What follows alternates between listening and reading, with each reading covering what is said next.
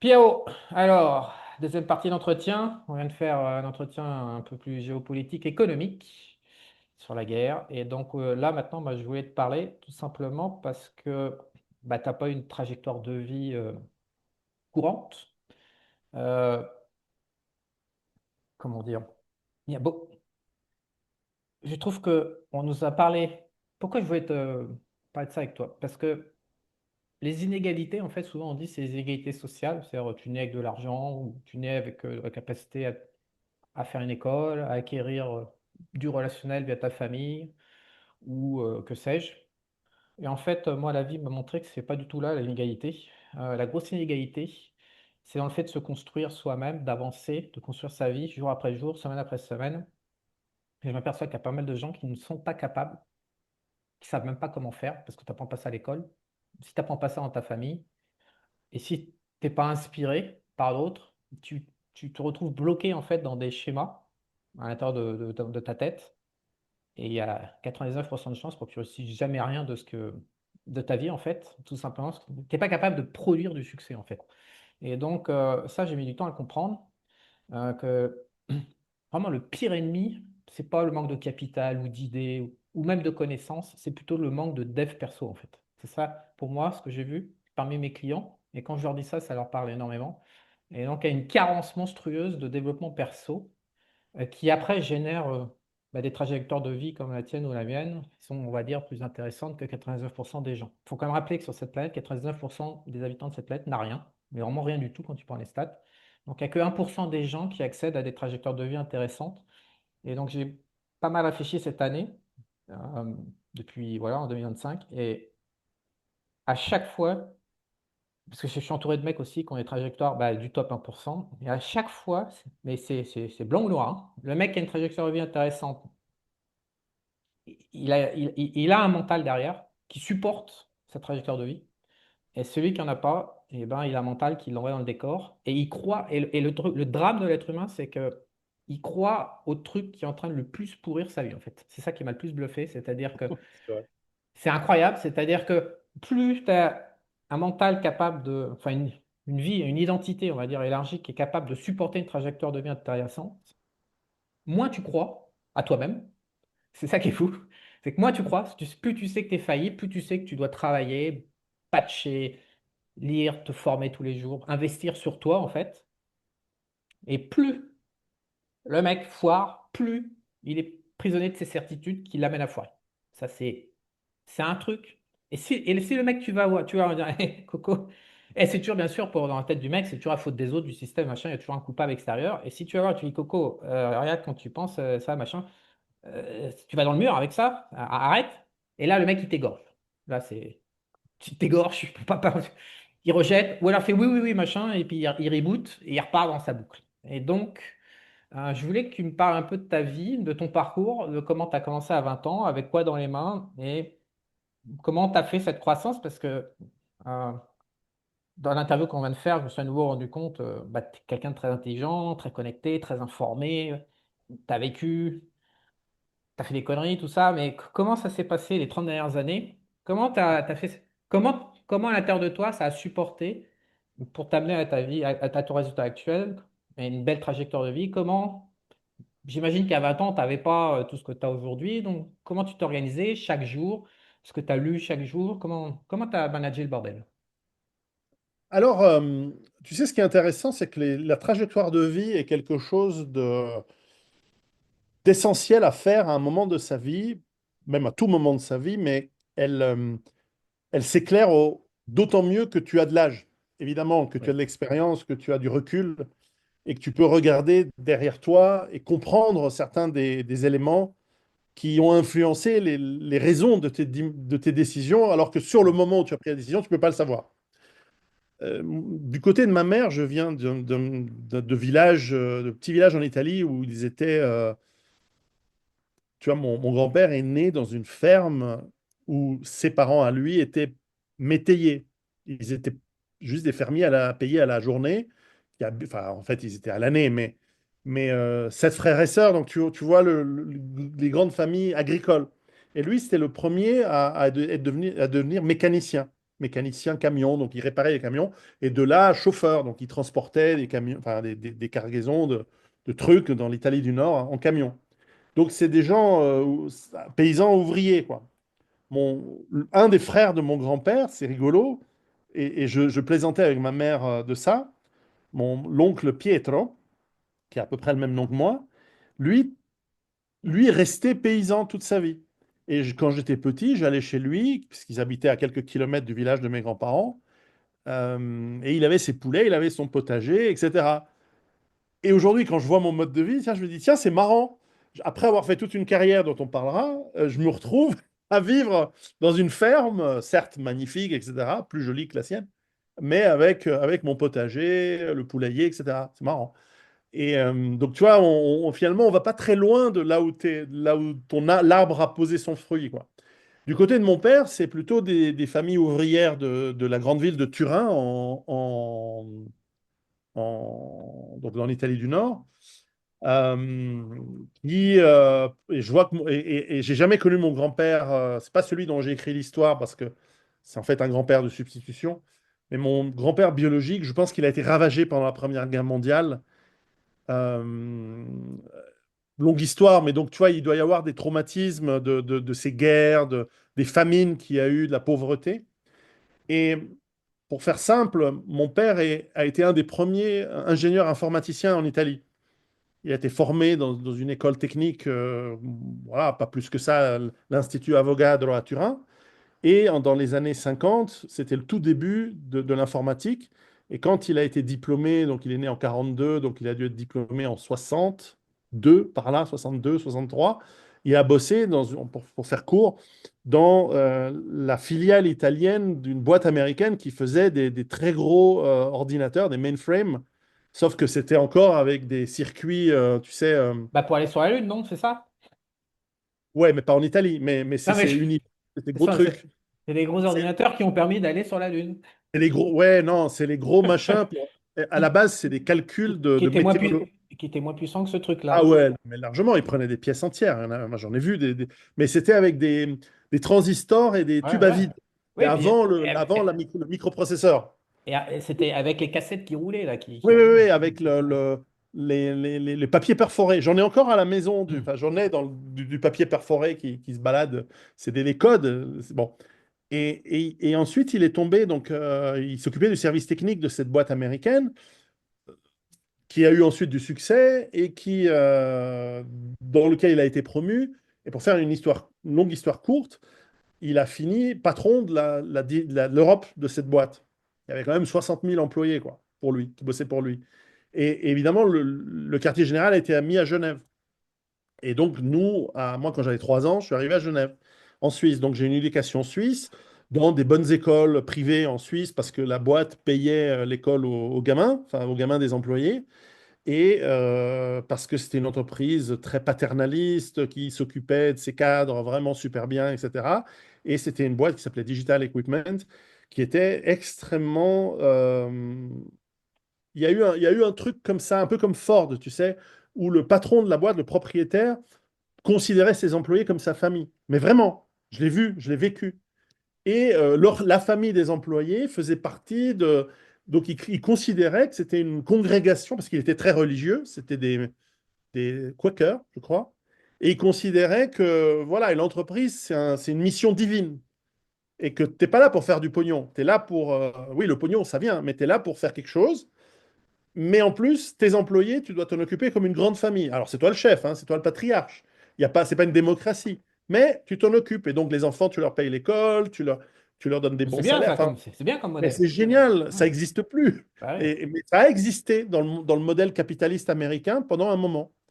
Et, euh, et donc, j'ai été baigné dans cette idée que, en fait, tu donnes de toi à l'entreprise et l'entreprise, elle te donne beaucoup en échange. Tu vois, c'est un peu naïf, en fait. Et ça m'a joué des tours, des mauvais tours au bout d'un moment, parce que tôt ou tard, tu tombes sur une boîte, enfin, même très vite, tu tombes dans une boîte qui en fait, c'est des enculés, ils en ont rien Ouais. à foutre. Et je dis pas qu'ils t'exploitent, c'est pas la question, mais ils sont pas du tout dans l'optique familiale, quoi. Collectif. Non.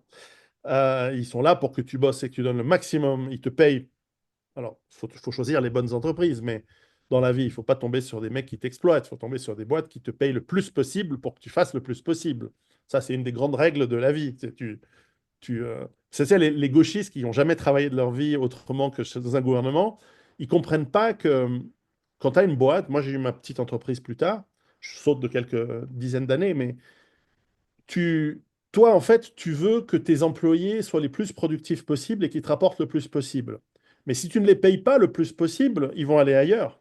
Parce qu'en plus, les bons dans une entreprise, c'est peut-être 10% maximum. Le reste, ils sont juste là. Mais ceux qui font la différence, c'est peut-être 10% des employés. Et encore, je suis généreux. Moi, quand j'ai eu ma petite boîte, sur les, je sais pas, 10 vendeurs que j'avais, il y en avait un qui faisait 50% du chiffre d'affaires. Donc, alors évidemment, à l'embauche, tu peux pas savoir qui c'est. Mais un mec faisait 50% du chiffre d'affaires. Donc, je peux te dire que lui, je le cajolais, je le payais bien, je lui donnais des commissions, je lui payais des vacances, etc. Les autres, qu'ils aillent se faire foutre. Mais lui, il était important. T'as jamais, Et, on est en train de partir en dehors du sujet, mais t'as trouvé une non, mais solution? Est-ce que tu as réussi à optimiser? Cette question m'est posée par un certain nombre d'entrepreneurs qui sont autour de moi. C'est est-ce que tu as réfléchi et est-ce que tu as réussi à dépasser ce stade que d'avoir un seul vendeur qui représente 50% où tu penses que c'est voué, c'est comme ça, c'est la nature humaine? Parce qu'effectivement, tu embauches, tu sais pas que ton commercial, tu sais pas qui va être bon, qui va être mauvais, donc tu embauches, et puis à la fin, tu en as qu'un sur 10 qui marche et qui génère le gros du chiffre d'affaires. Donc à la fin, tu te dis, ben, j'aimerais trouver un deuxième 1 sur 10 comme ça me permettrait d'aller mieux. Et personne n'y arrive. Enfin, est-ce que tu as déjà réfléchi sur ce sujet-là? Quelle a été ton expérience? alors, moi non, parce que j'ai pas fait mais en gros, j'ai connu un mec qui s'appelait Max Siegel, Siebel, pardon, et qui avait c'est Max. Bon, il s'appelait Siebel, Marc Siebel peut-être. Siebel qui était un concurrent de Salesforce et d'Oracle qui faisait du CRM dans des applications dans les années 80-2000. Et, euh, et lui, en gros, il avait une théorie, c'est qu'il virait 10% de ses employés tous les ans. Il prenait les 10% moins productifs dehors. Alors, je pense que c'est pas une bonne stratégie, c'est pas une bonne manière de faire. C'est trop coûteux d'avoir un turnover comme ça. Et en gros, il disait, si t'es pas dans les 10 si t'es pas capable d'être dans les 90 plus performants, tu dégages. Et puis voilà. Donc, il rabotait par le bas. Ouais. Sauf que ça a un coût de remplacer les gens, etc., Ouais, mais c'est un etc. coût de porter des gens non productifs aussi, quoi. Oui, les États modernes en savent quelque chose. Alors, pour revenir au truc, alors moi, j'ai fait Donc des toi, études. t'as pas trouvé de solution.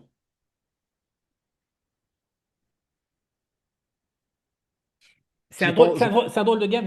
Pour moi, c'est une question qui revient dans la tête de beaucoup d'entrepreneurs. C'est que oui, pour scaler ta boîte, tu as besoin de bons de gens. éléments productifs. Et le problème, c'est que tu peux pas le savoir à l'embauche, qui va être bon, qui va être mauvais. Donc après, tout le monde essaie de réfléchir pour essayer de Non, deviner à l'embauche. ouais. Est-ce que tu as tout ça, tu as eu des Oui, expériences alors, oui, parce qu'il y a des métriques que tu peux appliquer pour essayer d'évaluer. Parce que, tu vois, il y rapidement, a mais à la base, tu es obligé de prendre ton paille. ouais, Je te cadre parce que c'est ouais, exactement ce que tu as dit et c'est exactement le problème, c'est qu'aujourd'hui, tu n'as pas moyen d'y couper. C'est que tu peux pas, via un entretien d'embauche, deviner. Tu es obligé de prendre le mec en essai, le ouais, tester avec des ouais, métriques et après t'apercevoir s'il est bon ou mauvais. ouais. Mais là-dessus, il y a aussi une autre dimension qui est la dimension du biais il y a un biais qui se met en place qui est Fortu- celui, par exemple, toi, tu dis, toi, tu es commercial sur, je sais pas, Paris, et putain, tu ramènes 50% du chiffre d'affaires, alors que toi, tu es commercial sur Lyon et tu ramènes que 10%. Non, ouais, mais ça, on le fait à part. C'est normal, les zones On est géographiques, les zones de obligé. Enfin, chalandise. je schématise, je caricature, mais tu dois faire attention qu'il n'y ait pas ce genre de biais. Parce que, mine de rien, j'ai vu ça, des mecs qui me disent, regardez, lui, il est génial. Puis tous les gens, ouais, mais lui, il a les meilleurs clients, Ouais, il a les clients les plus la faciles. zone, la meilleure zone, ouais. Et puis, il y a le côté aussi, alors ça, c'est une question de tempérament, je l'ai vu dans pas mal d'entreprises, ce qu'on appelle aux États-Unis les hunters et les farmers. Tu as les chasseurs, tu as des mecs que tu mets sur des nouveaux clients, c'est des mecs agressifs qui sont capables d'ouvrir des comptes. Moi, j'en avais une comme ça, extraordinaire. On devait clore un business d'ailleurs à Lyon, et on devait absolument fermer ce deal pour la fin de l'année, donc fin décembre. Et autour du 20 décembre, je lui dis, bon, ce mec, il nous envoie jamais la commande. Donc, elle a dit, bouge pas, j'y vais. Elle a campé, elle était devant le bureau du mec tous les jours à partir du 20 décembre jusqu'au 25, quoi. Et le mec à Noël, en gros, il a dit, bon, bah, c'est insupportable, tenez, voilà le bon de commande. J'en ai assez que vous soyez tous les jours devant là. Bon, devant la porte du bureau, le mec, il était dans le bureau, assis avec la secrétaire en disant, j'attends. Il m'a promis le bon de commande, j'attends. Ah oui, mais il n'est pas disponible. J'attends, c'est pas grave, j'attends dans le hall d'entrée, j'attends. Et elle a fini par choper le deal. Et il y en a d'autres, en revanche, tu dois lui donner des immenses entreprises, des immenses comptes, dans lesquels il faut s'immiscer dans la politique, il faut travailler doucement, mais le résultat, c'est un très gros deal. Après, il y a le volume, les gens qui sont grand volume, petit revenu, petite marge. Enfin bref, il y a des millions de manières de faire différentes. Mais à la fin, tu as quand même des gens plus productifs que d'autres. Mais faut être gaffe. Quand tu pensais, est-ce qu'il y a un modèle? C'est difficile parce que tu peux avoir des gens excellents et qui n'ont pas de bol. Ça arrive. Alors, Napoléon disait que la qualité qu'il préférait chez un général, c'est la chance. Et il a raison. C'est la chance, c'est par définition le truc le plus génial. Mais tu peux pas. Alors, c'est pour ça que l'approche familiale, c'est quand tu sais que tu as des bons, euh, si un mec qui est bon et qui a pas de chance, soit parce qu'il a des problèmes personnels, soit parce qu'il ben, il y a une couille qui est arrivée dans le business, tu vas peut-être pas vouloir le virer de manière sauvage et difficile, déjà parce que ça montre aux autres. La terreur, c'est pas toujours. Ça peut fonctionner, mais ça peut ne pas fonctionner. Il y a la technique de management. Alors c'est plus, c'est pas une technique, c'est plus un tempérament terrible. Les mecs qui arrivent. Elon Musk, il a l'air d'être comme ça, mais d'un point de vue intéressant, il arrive aux chiottes. Je vais pas prendre un exemple que je connais pas, mais je vais prendre un exemple qu'on m'a raconté de chez Microsoft où tu avais Steve Ballmer, je déteste Microsoft, c'est des connards. Mais Steve Ballmer arrivait et le mec me dit, il est en train de pisser aux chiottes à l'urinoir. Le mec arrive à côté, c'est le numéro 2 de la boîte, et il arrive à côté et il lui dit, t'as vendu quoi aujourd'hui? Toi, tu dis, putain, je suis en train de pisser, quoi. Mais t'as le numéro 2 de la boîte qui arrive. Alors, il va pas te virer et tout, c'est pas comme ça. Mais il jouait un rôle. Le rôle, c'était de foutre la pression et tout. Et toi, tu dis quoi? Tu dis, t'es en train de pisser, quoi. Et ça, je suis pas sûr que c'est très intelligent d'être comme ça non plus. Mais moi, je suis un gentil, donc j'ai jamais pu gérer. Ah, pourtant, j'en ai viré des gens, hein, mais j'ai jamais pu faire les choses euh, méchamment ou parfois à la dure. J'ai toujours été trop gentil. Ça m'a coûté cher en finance, en argent. Quand j'ai eu ma boîte, j'aurais mieux fait de couper dans le bois mort plus vite. Mais j'ai toujours voulu. Alors, la gentillesse, c'est jamais pour les autres. En fait, c'est pour soi-même. C'est pour se donner bonne conscience. Je dis oui, mais j'ai été gentil. Non, non, non, c'est une erreur. Mais voilà, on ne se refait pas. C'est comme ça. Bon, je te recadre. Ouais, recadrement. Alors, euh, ce que je voudrais savoir, parce que ce que je constate, c'est que les gens n'arrivent pas à regarder leur vie, à être conscients de ce qu'ils font, à regarder les événements qui rentrent dans leur vie, à les analyser. Ils vivent dans un espèce de brouhaha, dans une espèce de... C'est un peu comme un zombie, toi, un peu, qui il flotte un peu, comment dire, ils ne voient pas très clair, c'est comme s'ils étaient un peu dans le brouillard tout le temps. Ils ne regardent pas, ils subissent des forces, voilà, le pays, la famille, le machin.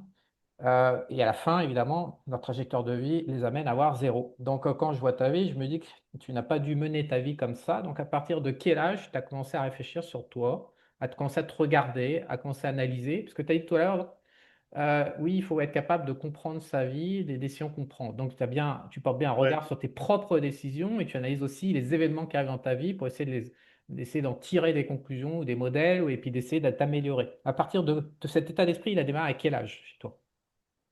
Parce qu'il y en a, ça démarre à 70 ans quand ils ont leur cancer sur le lit d'hôpital. Il y en a, ça démarre c'est jamais. ça, c'est Enfin, ça. Et j'ai vu ça le chez mon gros, père. ouais, non, mais le J'ai vu gros de la ça chez mon population, père à oui, 60 ans quand oui, il a commencé à mourir. oui, c'est Euh, ça. Ça démarre quand la mort est et là, en fait, et c'est trop tard. ouais, Donc, ouais, ouais, ouais. Ah et la non, non. différence entre des mecs comme toi et moi et des mecs qui arrivent jusqu'à l'hôpital, et là, c'est la première fois qu'ils commencent à réfléchir, c'est justement ce que j'ai compris cette année, c'est que c'est notre aptitude à regarder et à essayer de nous rapprocher de la réalité et à pas la fuir déjà, parce que les gens sont des spécialistes de la fuite d'arrêté, ils regardent pas, ils interprètent de travers, ils n'arrivent pas à lire les sentiments leurs propres sentiments, les sentiments des autres, ils n'arrivent pas à comprendre que cet événement n'est pas là par hasard et qu'il faut, ben, il y a des leçons derrière tout événement. À partir de quel âge tu as commencé toi à te regarder? Ce que je veux, c'est qu'on n'arrive pas à Pierrot à ton âge actuel sans être Non, non, c'est clair. Parce qu'en fait, il y a 5 Et ans, 10 ans, 15 ans, 20 ans, et les mecs, ils pensent qu'ils vont en une semaine et ils se regardent un petit peu pendant 2 heures et c'est bon, le travail est fait. Mais mec, c'est une accumulation de chaque jour, de chaque regard, de chaque réflexion. Combien d'heures par jour tu réfléchis sur toi, etc. Je voudrais que tu présentes ce côté qui après oui, explique là où tu en es aujourd'hui. alors je réfléchis beaucoup, on réfléchit beaucoup sur soi-même. Alors, c'est pas tous les jours Non, nécessairement. toi, le 90% de la population ne Ah non, réfléchit ouais. pas du tout. C'est jeux Non, vidéo et porn la movie et plupart, oui, sup. c'est ça. C'est qu'est-ce que je veux faire samedi soir? Voilà. Comment je vais dépenser ma paye? Mais Tu as démarré à quel âge déjà? Tu as commencé à ta très conscience. jeune, alors très jeune, je savais que j'étais très anticonformiste et j'étais dans un environnement, à part mes parents à part ma famille. Donc l'environnement familial était ultra conformiste, élitiste, où il fallait bosser. Genre, tu revenais avec un 20 sur 20, c'était ouais, mais t'aurais pu faire mieux quand même. Tu vois, et c'était super dur. Il fallait, tu vois, c'était Sparte à la maison et conformiste en plus. Un truc catho, pas pratiquant, mais catho, tu sais, très jugement, genre, ah oui, mais pourquoi tu t'habilles comme ça? Donc quand tu es anticonformiste et que dans l'environnement familial, tu es sous une sorte de carcan, je résume. En revanche, j'ai eu la chance d'avoir des profs à l'école et des potes qui étaient très anticonformistes et des potes de familles très riches, dont les parents étaient très riches de nombreuses générations, mais pas bourgeois. Parce que le bourgeois, il peut être très conservateur du capital. Les Français comprennent ça bien. C'est un truc très conservateur. Non, j'avais des gens qui avaient fait, en Suisse ici, qui avaient fait fortune parce qu'ils étaient des inventeurs. Enfin, leurs grands-parents étaient des inventeurs et donc ils avaient fait fortune. Puis ils étaient venus s'installer en Suisse. Des mecs un peu plus bizarres, on ne sait pas comment ils avaient fait fortune en Espagne ou en Allemagne. Mais bon, bref, ils étaient en Suisse et eux, ils avaient une vie sobre, pleine de pognon, mais sobre, mais aventurière. Tu dis, moi, je suis un parvenu. Je suis dans une famille qui est partie de paysans qui ont fait une bonne fortune dans les affaires, enfin, pas dans les affaires, en tant que gestionnaire d'entreprise. Et donc, qui garde quand même l'esprit paysan ou ouvrier. Et là, et donc très, très genre, il ne faut pas faire de vagues, reste comme ça, machin. Alors que ma nature, c'est une nature de rebelle, c'est une nature d'anticonformiste, de anti-autorité. Je vois d'où ça vient, mais en revanche, j'avais des potes qui m'encourageaient parce que, alors moi, j'avais pas d'argent, mais ils m'invitaient avec eux chez eux et tout ça. Et je voyais que le père, il dit, t'as déjà été dans une Ferrari? Allez, viens, je te fais un tour. Et toi, mais Non, c'est c'était pour très toi. positif Ouais. parce que je me disais, ah ouais, c'est ça une Ferrari, putain, c'est génial. Et mon père a eu une Ferrari, mais j'ai dû attendre 5 ou 6 ans avant qu'il me la fasse essayer, quoi. Je sais pas, je dois avoir 23 ans la première fois qu'il m'a fait essayer la Ferrari, alors qu'il l'avait depuis que j'avais 16 ans, tu vois. Et bref, c'est pour te donner une idée, donc, parce que les valeurs, machin, tout ça. Donc j'ai pu trouver des gens qui me motivaient ailleurs. Quand je bossais chez Oracle, un mec comme Larry Ellison, c'est un mec qui est incroyable. Le mec, il nique des putes, il s'éclate, il a un yacht, machin, puis il a sa gym au bureau et tout. Et toi, tu dis, ah ouais, mais pas, j'ai envie de faire pareil, mais tu dis, ah, c'est possible. Tu peux faire autre chose. Tu peux être anticonformiste et tu vois, tu sors tes ailes et tu voles et tu fais ton truc. Donc, j'ai eu la chance que mes premiers jobs dans des boîtes d'informatique comme Oracle, justement, en fait, on m'a jamais dit, voilà les règles, et tu restes dans les règles, et après, on te donne un target. Non, ils m'ont donné un target, et on me disait, démerde-toi, mais fais ton target. Et au bout d'un moment, alors j'ai eu des mecs qui m'ont dit, ouais, mais t'as fait ton target quand même de manière bizarre. Je dis, mais j'ai les chiffres ou j'ai pas les chiffres? Ouais, t'as les chiffres, mais quand même. Alors, bah, si j'ai les chiffres, tu m'expliques où il est dans la ligne, là, dans le contrat, je t'ai ramené le business. Et donc, j'ai été épanoui très vite et j'ai eu de la chance probablement de tomber dans un environnement et donc je me suis fait des potes. J'ai encore, tu sais, il y a des gens qui disent tu te fais jamais des amis dans une entreprise, etc. Moi, j'ai des amis encore aujourd'hui que j'ai connus en 92, 93 dans mon premier job et c'est des super bons potes. ils sont plus âgés que moi, bien sûr, mais c'est à la fois des mentors et des potes, et on se marre bien, et on déconne, etc.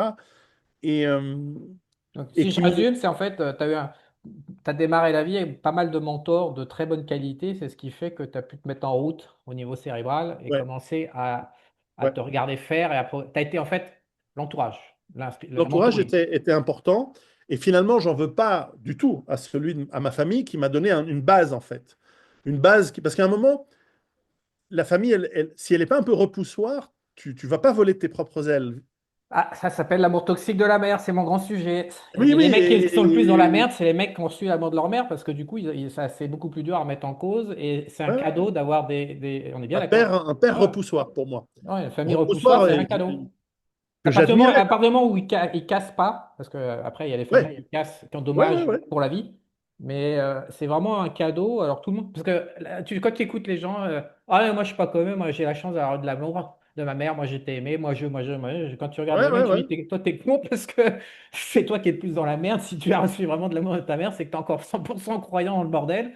Et donc, c'est toi qui es dans la merde de plus. Au final, j'ai remarqué, plus les mecs sont. Mais c'est hallucinant la force du piège de l'amour maternel. Ça défonce les mecs. C'est Ah, clair. Complètement, et je suis complètement d'avis, et j'ai encore du mal, et je me dis que les rares trucs qui restent encore à gérer dans ma vie, ils ne seront résolus qu'au décès de ma mère. ah Je ouais, le mais sais, c'est c'est comme ça. trop Mais puissant le je mécanisme. l'adore, et j'ai pas envie, enfin tu vois, je l'aime beaucoup, mais je sais qu'il faudra qu'elle meure pour que je me dégage de certains trucs, de certains poids. Certaines Mais obligations. c'est comme ça. Alors que mon père, dans ma tête, je l'ai tué il y a très longtemps, même si il était encore vivant, évidemment. Et heureusement. Mais c'est pas facile, tu as raison. Il faut se dégager les parents font L'amour parfois du mieux, parfois non. Mais ça crée des poids, ça crée des trucs. Et j'ai eu de la chance de m'échapper du conformisme. C'est le conformisme la norme. alors, ça te crée une vie plus facile d'être conformiste, d'être conforme à tout ce qu'on demande de toi. Ça fait de toi un bon petit comptable financier, enfin fonctionnaire, je sais pas comment on dit. Et tu te mets Ça en fait route qu'au un jour de bon ta petit mort. obéissant. Mais voilà, après, tu te rends compte à 40 ans ou à 40 ans, si tu as du pognon, et à 60 ans, si tu n'en as pas, que tu as claqué la vie à rien faire, quoi. Alors moi, ce qui me frappe, Si par tu as exemple, le temps. quand je regarde les gens, c'est qu'en fait, euh, je trouve que la réalité, surtout aujourd'hui, dans notre nouveau monde économique, incroyable, déglinguant et tout, mais euh, on peut très rapidement savoir qui on est en regardant ce qu'on a dans la matrice, en fait. La matrice nous renvoie notre image, que ce soit au niveau économique, gonzesse, amitié, lifestyle, tout ce que tu veux, mais quelqu'un qui est voué à grimper va grimper. Très rapidement, ça s'ajuste aujourd'hui, puisqu'il y a beaucoup, je trouve que l'économie était beaucoup plus bloquante et beaucoup plus lente qu'elle ne l'est aujourd'hui. Donc tout arrive très très vite aujourd'hui. Et donc, ce qui me frappe, c'est que les gens qui n'ont rien se trouvent 15 milliards d'excuses pour expliquer qu'ils n'ont rien, alors qu'en fait, ils ne sont pas capables d'analyser leurs propres résultats dans la matière à travers différents critères, les amis, de la 5 encore une fois. Ils ne sont pas capables de regarder que ça foire il faut changer. C'est eux, le point commun avec toute la merde, c'est eux, et non pas je suis né assis, c'est machin, c'est trucs, c'est bidule. Et un des meilleurs moyens de regarder que le résultat est foireux, de pouvoir porter ce diagnostic, parce qu'en fait, initialement, si tu ne regardes pas que ça foire, bah, tu restes dans ta conformité, comme tu dis, dans ta normalité, et puis tu arrives jusqu'à 60 balais, et puis c'est la mort, en fait, c'est ton corps qui lâche, qui te dit ça a foiré, mon truc. Et le mentoring Ouais. et l'inspiration dont tu as bénéficié en jeune âge, euh, quelque part, c'est le meilleur moyen, c'est le tremplin le plus évident. Enfin, en tout cas, moi, c'est ce qu'il y a dans M2.0, c'est un certain nombre de mecs me racontent, c'est ce qu'ils viennent chercher, c'est-à-dire avoir une source d'information, en fait, qui te pète ta gueule et qui t'amène à mettre le nez dans le cambouis, parce que sinon, tu vas pas tout seul, en fait. C'est compliqué, quand tu étudies les trajectoires de vie, je trouve que c'est très compliqué. En fait, peu de gens changent, en fait. Il y a un déterminisme ultra puissant, je trouve. C'est Ouais. compliqué Ouais. d'espérer aller contre le déterminisme du monde dans lequel on vit. Je trouve ça très compliqué. Et en ce moment, je suis en train d'étudier Mais les ingrédients. tu penses pas que les rares qui sont capables de sortir du déterminisme sont en fait ce qu'on appelle les moutons noirs, tu sais, les mecs qui se révoltent par rapport à leur... Par exemple, j'ai une sœur, elle n'est pas du tout, mais du tout dans l'aspect anticonformiste, pas du tout. Elle est très... Enfin, moi, je suis sociable, mais modérément. Et elle, voilà, elle aime bien avoir invité des gens, des amis, les familles des amis. Moi, j'ai des très, très bons amis, mais je les vois une fois par an, quoi. Je les adore, et j'ai l'impression quand tu es un peu la brebis galeuse, quand tu veux sortir quand tu as un esprit de révolte aussi, et certainement, moi, ce que j'ai toujours, ma boussole, mon objectif dans ma vie, ça a toujours été la liberté. Alors, tu découvres avec les années que tu as très très peu de marge de liberté dans la vie, Zéro. mais enfin, oui, c'est- c'est- là, je Ouais. vais aller pisser ou pas? Ça, c'est un peu ta liberté, ton libre arbitre. Mais en revanche, c'est quand même un driver, c'est quand même T'as un un idéal. motivant, un motivateur. Un idéal. C'est quand même un idéal de vie que tu as envie de suivre. Et ce qui, tôt ou tard, alors ensuite la question se pose, même dans une entreprise, quelle que soit l'entreprise, quelle que soit ton activité, il y a un moment où tu es confronté à deux problèmes, hein. Enfin, en tout cas, c'est deux problèmes auxquels j'ai été confronté. Le premier, c'est ton niveau d'incompétence. C'est que même si, même si tu travailles dur, il y a un moment où tu dis, soit je reste dans un truc que je sais faire et je reste le plus longtemps possible parce que je sais le faire et donc on va valoriser ce que tu sais faire et tu arrives à vivre et gagner ta vie parce que tu apportes une solution parce que tu sais la faire. Et ça peut durer Une 50 carrière. ans ou comme Ouais. ça peut durer 10 ans. Ça dépend. Ça dépend de comment le marché va, ça dépend d'où tu es, etc. Et si tu es bon, tu Ça vas dépend durer plus longtemps. Si tu de pas ton très niveau bon. de liberté. Parce qu'en fait, ça dépend pas de Ouais. toi. Mais donc, tu peux atteindre un niveau d'incompétence qui fait que tu te dis, je peux pas aller plus haut, mais là où je suis bon, donc je reste là. Ou alors tu dis, je bosse, j'apprends plus et je monte, ou je vais de...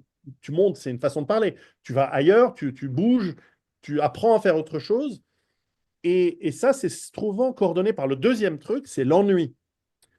Si tu fais tout le temps le même truc, si tu baisses toujours la même nana, si tu fais toujours le même truc, au bout d'un moment, tu te fais chier. Et donc, soit tu prends sur toi et t'apprends à baiser la même nana de 1000 façons différentes, et ça, c'est cool, ou bosser mais dans le travail, c'est un peu difficile. Donc, en général, tu te fais chier. Et moi, généralement, je sais qu'au bout de 5 ans, j'atteins largement le niveau où je suis au top de ce que je suis capable de faire, où je montre que j'ai des bons résultats et tout, et je me fais chier. Et donc là, j'ai besoin de changer, j'ai besoin de me donner tu peux appeler ça comme tu veux, des nouveaux défis ou voir des choses différemment, etc. Et c'est, alors il y a des gens qui sont pas comme ça, mais moi, je me fais vite chier. Et j'ai besoin de, donc le travail dur, oui, je veux bien, mais, mais je veux changer. Et évidemment, quand tu cherches la liberté, il y a une des choses que tu te rends compte assez vite, si t'es pas très con dans la vie, c'est que pour avoir de la liberté, même le peu de liberté que tu peux avoir, il y a quand même un truc qui le facilite, c'est le pognon. Parce qu'il ne faut pas déconner. T'as rien, tu es limité en termes de liberté. Alors oui, tu peux vivre sur une plage dans un pays du tiers-monde avec peu d'argent, à voir. Mais c'est quand même sympa d'avoir un peu de luxe, de baiser des jolies gonzesses, d'avoir... parce que il y a personne qui vit sur une plage tout seul avec rien, avec des jolies gonzesses, hein. Ça n'existe pas. La gonzesse, si elle est jolie, elle vient 2 semaines, puis après elle se barre. Euh, tu vois, Mamadou à Mombasa, la vieille allemande, il n'y a pas la jolie allemande hein, qui vient, qui dit, oh, tu sais quoi, j'aimerais rester dans la savane, dans ton taudis, c'est fantastique. Non, ça n'existe pas. Donc, enfin, je prends un exemple extrême, mais il y a un moment où tu dois, tu apprends que si tu veux des choses bien dans la vie, il va falloir du pognon. Et pour du pognon, ben, soit tu trouves du pétrole, soit tu hérites, soit tu bosses dur et tu es dans le bon secteur et tu es intelligent et tu fais ton truc. Ça peut Ouais, être mais le souci, mille oui, mais dans différents, tout mais ce il faut se faire du pognon. raisonnement, si tu veux, moi je suis confronté. Dans ce raisonnement, il y a une faille. C'est que tu n'arrêtes pas de dire, il faut être bon, si t'es pas con dans la vie, si machin, si truc. Mais la chose est que naturellement, il y a, je sais pas combien, mais peut-être 1 ou 2% de mecs avec ces capacités. Et il y en a peut-être 5 à 10% de la population qui voudraient acquérir ces capacités et qui sont Mhm. bloqués dans le système général Et en ce moment, ce que j'étudie pour M 2.0, c'est comment les débloquer. Et je trouve qu'il y a le déterminisme et l'injustice sociale, parce que les blocages qui sont hérités, qui sont imposés dans les trajectoires de vie, pour les débloquer, c'est pas facile en fait. C'est pas une question d'être con ou pas con, c'est pas une question de savoir ou pas Ah, savoir. absolument, Il y a des absolument. reboots dans le cerveau, je m'aperçois, qui rebootent. Par exemple, ils se font une idée de ce que c'est qu'être un entrepreneur. Un entrepreneur, il va passer quoi, 30% de son temps au moins tous les jours. Déjà, il va concentrer. Il ne savent même pas se concentrer, bordel. Il dit, ouais, je vais faire du pognon, je vais être entrepreneur, mais le mec, il réfléchit 15 minutes par jour et les 10 heures restantes, sa pensée va partir ailleurs. Un entrepreneur, sur 10 heures dans la journée, il va en passer deux trois réfléchir, qu'est-ce que j'ai fait aujourd'hui, quelle est ma stratégie pour demain, quels sont mes produits, est-ce que je peux augmenter mon chiffre d'affaires en lançant un nouveau service, est-ce que j'ai un commercial qui va vendre mieux, comment, pourquoi lui, il vend mieux qu'un tel. Et c'est un questionnement perpétuel, opérationnel chaque jour. Tu te poses même pas la question, toi, tu vas le faire. C'est comme pour ça que tu as réussi. Et tous les entrepreneurs qui réussissent sont toujours dans le même questionnement. Et quand tu vois les mecs qui réussissent pas, ils pensent que, ah non, c'est parce que la famille, non, mais c'est parce que lui, il a un diplôme, non, c'est machin. Ah non, mais il faut inventer un truc super. Non, boulot entrepreneur, tu trouves un bien, un service, un produit qui solutionne un problème chez les autres. Et puis, c'est tout ce job invisible, perpétuel dans le crâne du matin au soir, qui se transforme en semaine, qui se transforme en mois, qui se transforme en année, qui fait qu'après, tu as le pognon et puis qu'après, tu commences à... Mais si tu regardes pas la vie, si tu regardes pas comment fonctionne le monde, en fait, il leur manque la curiosité, je crois. Si tu regardes pas comment fonctionne le monde, comment fonctionne l'argent, si, si tu fermes, si tu mets des règles, non, mais ça, c'est pas bien, je touche pas. Si tu n'écoutes pas, si tu regardes pas toi faire, toi, et puis en plus, qui est tout le temps en train de te trouver des excuses, et comment, et pourtant, et ces mecs-là viennent vers toi et disent, ouais, je voudrais réussir, machin, et là, tu te dis, bah ouais, mais là, je tombe sur un mur, en fait. Et ce mur, en fait, il est tellement grand et vaste et répandu. Je ne parle même pas des 70% de zombies qui sont, je ne sais pas pourquoi ils sont là, probablement pour stabiliser le monde, et parce que la Terre est pour une usine à esclaves, quoi, en fait. Donc, il y a 70% de zombies, tu peux rien en faire. Mais il y a quand même 10% des mecs, toi, qui sont entre deux eaux et qui ont quand même envie, quoi. Et tu as envie de les aider et tu tapes sur un mur, tout ça, et au bout d'un moment, tu dis, mais en fait, le succès, je ne sais pas si on est libre vis-à-vis du succès, en fait. Ouais, au bout d'un moment, Non, je crois pas. Tu as raison, tu as raison, tu as raison. Moi, je te parle évidemment de mon point de vue, mais objectivement, bon, Nietzsche en parlait. Hein, alors, Nietzsche n'a jamais dit que les gens qui n'avaient pas de succès ou qui étaient faibles étaient mauvais. Simplement, il critiquait ceux qui avaient du ressentiment. C'est-à-dire qu'au lieu de bouger, au lieu d'essayer de s'améliorer, ils étaient dans la critique, dans la jalousie, dans le ressenti. Euh, mais il disait que l'homme fort, le surhomme, tel qu'il l'appelait lui, c'est celui qui allait au bout de ses capacités, au bout de son potentiel et qui essaie d'aller toujours plus loin. Pas parce que, tu vois, c'est pas du développement personnel, genre oui, il faut être le meilleur que tu puisses être. Oui, non, mais d'accord, mais pourquoi faire? Parce que moi, je bosse beaucoup moins maintenant qu'avant. Sauf que je me considère beaucoup plus capable, beaucoup plus malin, beaucoup plus ouais. expérimenté, etc. Mais au bout d'un moment, c'est que je m'en fous. Pourquoi faire? Je ne suis pas quelqu'un de très ambitieux, en fait. Euh, une fois que tu as ta liberté, une fois que tu as bâti ta cage dorée, à la limite, ça dépend de comment tu veux la voir. Mais personnellement, je suis assez tranquille. Mais une des choses qui, qui- qui m'a marqué dans la vie, c'est aussi comment tu fais face à l'adversité. Parce que des saloperies, des coups durs, il t'en arrive, qu'ils soient dus à tes propres conneries essentiellement pour la plupart, ou parce que d'autres viennent te faire des saloperies, ou simplement parce que tu es fait face à des moments. Là, par exemple, j'ai un souci. Bon, ça peut peut-être intéresser les gens qui nous écoutent, mais j'ai une activité commerciale, j'ai un hôtel en Russie. Et cet hôtel a différentes ailes, chalets, on va dire, dans les montagnes, dans l'Altaï. Et il est super, ça se passe bien, mais on a découvert qu'il y a le risque de glissement de terrain sur une des parties. Et donc là, on me dit, il faut absolument, enfin, ce serait mieux de faire des forages pour placer des Des murs en bas. béton Ah enfoui ouais. Ouais. derrière pour que ça tienne, pour que ça empêche le truc. Et je lui dis, oui, bon, et ça coûterait combien? Et les mecs, ils me disent, bah, il y en a pour 200 000 balles. Et moi, je dis, mais je les sors d'où les 200 000 balles de ma trésorerie, de mon machin, je les sors où? C'est les mecs qui te disent, et puis moi je dis, mais pour quand? Et puis je dis, non, mais pour, assez vite, pour tout de suite. Je dis, mais je vais les sortir de mon cul, j'ai 200 000 balles comme ça. Moi, j'ai pas de cash. Parce que le cash, c'est de la merde, ça se dévalue, tu as l'inflation. Moi, j'ai tout dans des trucs assez peu liquides, mais qui rapportent. Bon. Et je regarde, je fais le calcul de ce que je rapporte, j'arrive pas à sortir 200 000 balles comme ça cette année. Donc, il va falloir que j'emprunte. Alors, j'appelle la banque, et la banque, il dit, oui, mais vos revenus, parce qu'évidemment, j'ai pas de revenus. Enfin, je déclare rien, quoi, pas ou très peu. Puis même, c'est vrai, je fais exprès de vivre de manière et la banque me dit non, on ne peut pas vous prêter les 200 000 balles. Toi, tu dis, ah, fais chier. Alors tu dois. Donc je vais devoir trouver quelqu'un qui me prête 200 000 balles, que je vais rembourser, pas de problème. Mais va falloir trouver ça.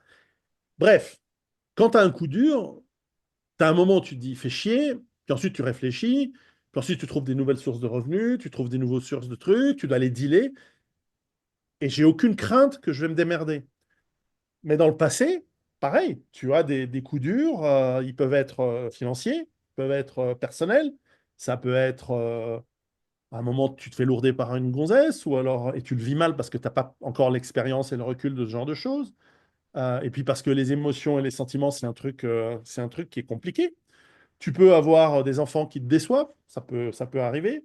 Ça peut être aussi toi qui te fais chier d'une nana et tu dis, ouais, mais putain, ça se passe. Enfin, puis en même temps, on a des gosses ensemble, donc comment on fait? Tu as plein de coups durs dans la vie qui arrivent. Et comment tu fais face? Comment tu prends sur toi ou pas, comment tu les résous, comment tu fais, comment tu passes par-dessus le mur ou comment tu défonces le mur. Euh, En fait, il y a Pour résumer, parce que je pense pas que tout le monde le fait bien. Pas tout le monde le fait bien. on est complètement inégaux dans l'adversité. On Et est sinon, inégaux face à la gestion de ça. Ouais. et pourtant, c'est ce rendez-vous-là qui va faire que tu vas pouvoir grimper au fur et à mesure des années ou pas, où tu vas Ouais. rester, tu vas t'étaler. Et beaucoup de gens, tu sais, c'est vraiment ce que j'ai parlé avec Jean-Marie Cordat de ça hier. Parce qu'il a une théorie, c'est un robuste avec la vie qu'il Ouais, mène, c'est un très gros robuste. ouais, Et, c'est clair. et il a, il a une théorie, et c'est en plus, il a pris les mêmes mots que les tiens. C'est-à-dire, pour lui maintenant, il ne cherche pas à comprendre, il y a les faibles, il y a les forts. Et il dit, moi, je m'écarte des faibles, parce que au premier coup dur, soit il se transforme en prédateur, soit il se transforme en victime, mais dans les deux cas de figure, ça sera négatif pour moi. Ça t'aide pas. Ça t'aide pas. Et donc, en fait, je trouvais ça assez lumineux de penser comme ça. Et donc, il en revient au même constat que toi, qui est qu'on est complètement inégaux et que les gens qui encaissent la douleur, parce que c'est ça, c'est le mot qu'il a pris, et c'est les gens qui encaissent la douleur. En fait, dans la vie, la différence se fait dans notre aptitude à encaisser la douleur Beaucoup. et à réagir. Ouais. Ouais. Et j'ai trouvé ça pas mal. C'était son audio d'hier matin. Voilà. Ben, c'est ça, tu vois. Et donc, ça compte. Alors là, tu vois, avoir un père qui m'a toujours fait chier du genre, mais comment ça, t'es premier de classe? T'as été le premier dans la classe cette année? Tu vois, quand t'es gamin, quand t'as 8 ans, quand t'es à l'école primaire, tu sais, à la fin de l'année, t'as un classement et te disent, ah, Pierrot, t'es premier. Et il me dit, ouais, mais t'es premier, c'est bien, mais si ça se trouve, c'est les autres qui étaient mauvais. Jamais, jamais il pouvait te. Tu vois. Alors, sur le coup, tu dis, il fait chier, il me dit jamais des trucs sympas et positifs. Mais en même temps, ça t'endurcit. Et en même temps, bah voilà, La moi, montre on peut aussi, que pas. c'était pour ça que le mec qui a reçu de l'amour de sa mère, il est pas résilient, parce qu'il n'est pas préparé, Ouais, parce que la vie sur Terre parce est trop dure, en que fait. la flatterie, ça marche pas avec moi. Non, non, non, mais J'adore la flatterie, mais ça marche pas. la vie est trop dure aussi. Le truc, c'est que la vie est super dure. Ouais. Et on fait toujours face à des coups durs, tout le temps, même quand on croit être à l'abri, il y en aura. Et donc la question, c'est comment tu réagis. Tu peux réagir avec humour, avec force, avec violence, avec roublardise, Sortir par le alors, haut. Sortir par le haut, mais tu dois t'en c'est-à-dire sortir. apprendre. Ouais, Tu dois apprendre. t'en Enfin, sortir. il y a jamais de hasard. Ouais. Il n'y a jamais, jamais, jamais d'hasard sur cette planète. À partir du moment où le mec il se dit, non, mais en fait, un truc que j'ai vu, c'est que quelqu'un qui est faible va toujours. En fait, quelqu'un qui est fort, il assume. Et donc, c'est impossible pour lui. C'est parce que ça, c'est un des critères pour embaucher les commerciaux, justement. Je suis en train de réfléchir à comment trouver les commerciaux performants, parce que par rapport aux entrepreneurs qui sont dans le groupe, et un des critères, c'est si le mec dénonce des faiblesses chez les autres. Systématiquement, il est juste en train de ne pas vouloir regarder ses propres faiblesses et il utilise quelqu'un d'autre pour les mettre sur la table. Donc, un des premiers critères pour embaucher les gens, voir s'ils sont performants ou pas, c'est leur niveau de responsabilité par rapport à ce qu'ils font. Et donc, toujours écouter la manière dont ils parlent des autres. Euh, ça, c'est le Et premier. il y a ça, et puis après, c'est difficile, il ne faut pas tomber dans la caricature, mais par exemple, tu as par exemple un commercial farmer qui va gérer un compte et développer le potentiel de ce compte sur de nombreuses années. Généralement, il faut que tu prennes quelqu'un qui a de l'expérience et qui a déjà fait ça. Si tu veux un chasseur, un mec qui, tu vois, qui va aller te sortir un deal, etc., là, tu dois prendre un peu plus de risques, mais certainement à l'embauche, c'est le genre de mec, tu dois pouvoir dire, alors, quand tu es une petite boîte qui n'était pas connue, c'est dur de faire ça. Mais clairement, un mec, tu lui dis, non, mais écoute, je pense que tu vas pas le faire, t'as pas le bon profil pour la boîte. En fait, tu veux que le mec, il te rappelle en Ouais. disant, non, tu te trompes, j'ai le bon profil pour la boîte, et voici pourquoi, et comme ça, et comme ça. Parce que c'est trop facile de dire à un mec dans un entretien d'embauche, ah ouais, t'as l'air bien, on va t'embaucher. Non, un vendeur, tu dois lui dire non plein de fois avant qu'il close, avant qu'il rentre C'est la même chose dedans. avec une femme. Tu sais que moi, c'est ce que j'utilise pour les femmes. C'est-à-dire que, et en plus, les femmes adorent. Il faut comprendre Ah la ouais, psychologie féminine. C'est-à-dire que aujourd'hui, on est quand même sur un ratio, je sais pas, quand tu es une nana dans le top 10%, tu reçois 150 demandes. Elles vont craquer sur des beaux gosses, mais il n'y en a pas beaucoup dans la nature, il y en a 2-3%. Et non, donc, mais en quand même. fait, elle est quand même très habituée à avoir un ratio de 15 ou 20 ou 30 demandes pour elle une fois elle fait une demande. Et donc, c'est comme à Bangkok. Comme le sexe est partout, au bout d'un moment, en fait, le sexe vaut rien parce que tu as l'abondance. Et les gens qui sont beaux ou très demandés comme les femmes, au bout d'un moment, ce qu'elles aiment, c'est quand il faut un peu faut qu'il y ait de la résistance, parce que c'est là où elles trouvent un intérêt, parce que sinon elles vont mépriser. Les hommes ne comprennent pas que la grande majorité des femmes les méprisent. C'est uniquement parce qu'ils sont là en train de les mettre sur un piédestal et la femme elle a tout sauf envie de ça. Elle a envie de sentir la force masculine, justement, où faut aller la chercher, elle a envie de se soumettre à cette force masculine. Et donc, je sais ce que j'ai fait deux fois ce matin encore. Je prends un malin plaisir.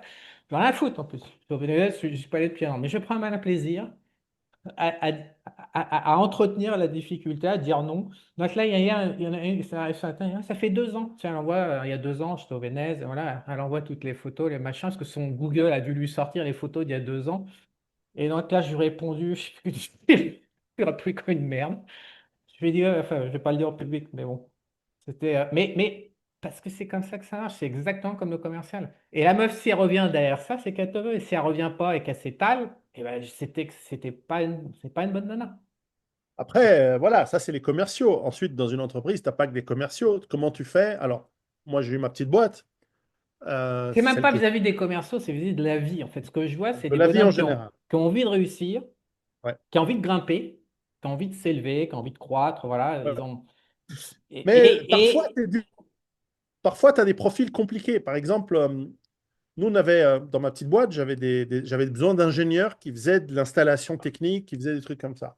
Et un des bons, c'était un mec un peu psychopathe sur les bords, un peu autiste, un peu replié sur lui-même. ah, Il t'as coupé, excuse-moi. a Allô, allô. coupé. Ah, c'est Non, bon. je disais, Ouais. j'aurais jamais embauché ce mec parce que je ne savais pas. D'abord, je ne connais pas le métier de l'installation technique, donc je ne peux pas dire s'il est bon ou pas. Mais un mec en qui j'avais confiance m'a dit, vas-y, le mec est bon, il est bizarre, mais il est bon. Et je dis, écoute, voilà, on va y aller. Et effectivement, le mec était très bon. Un peu bizarre, mais très bon.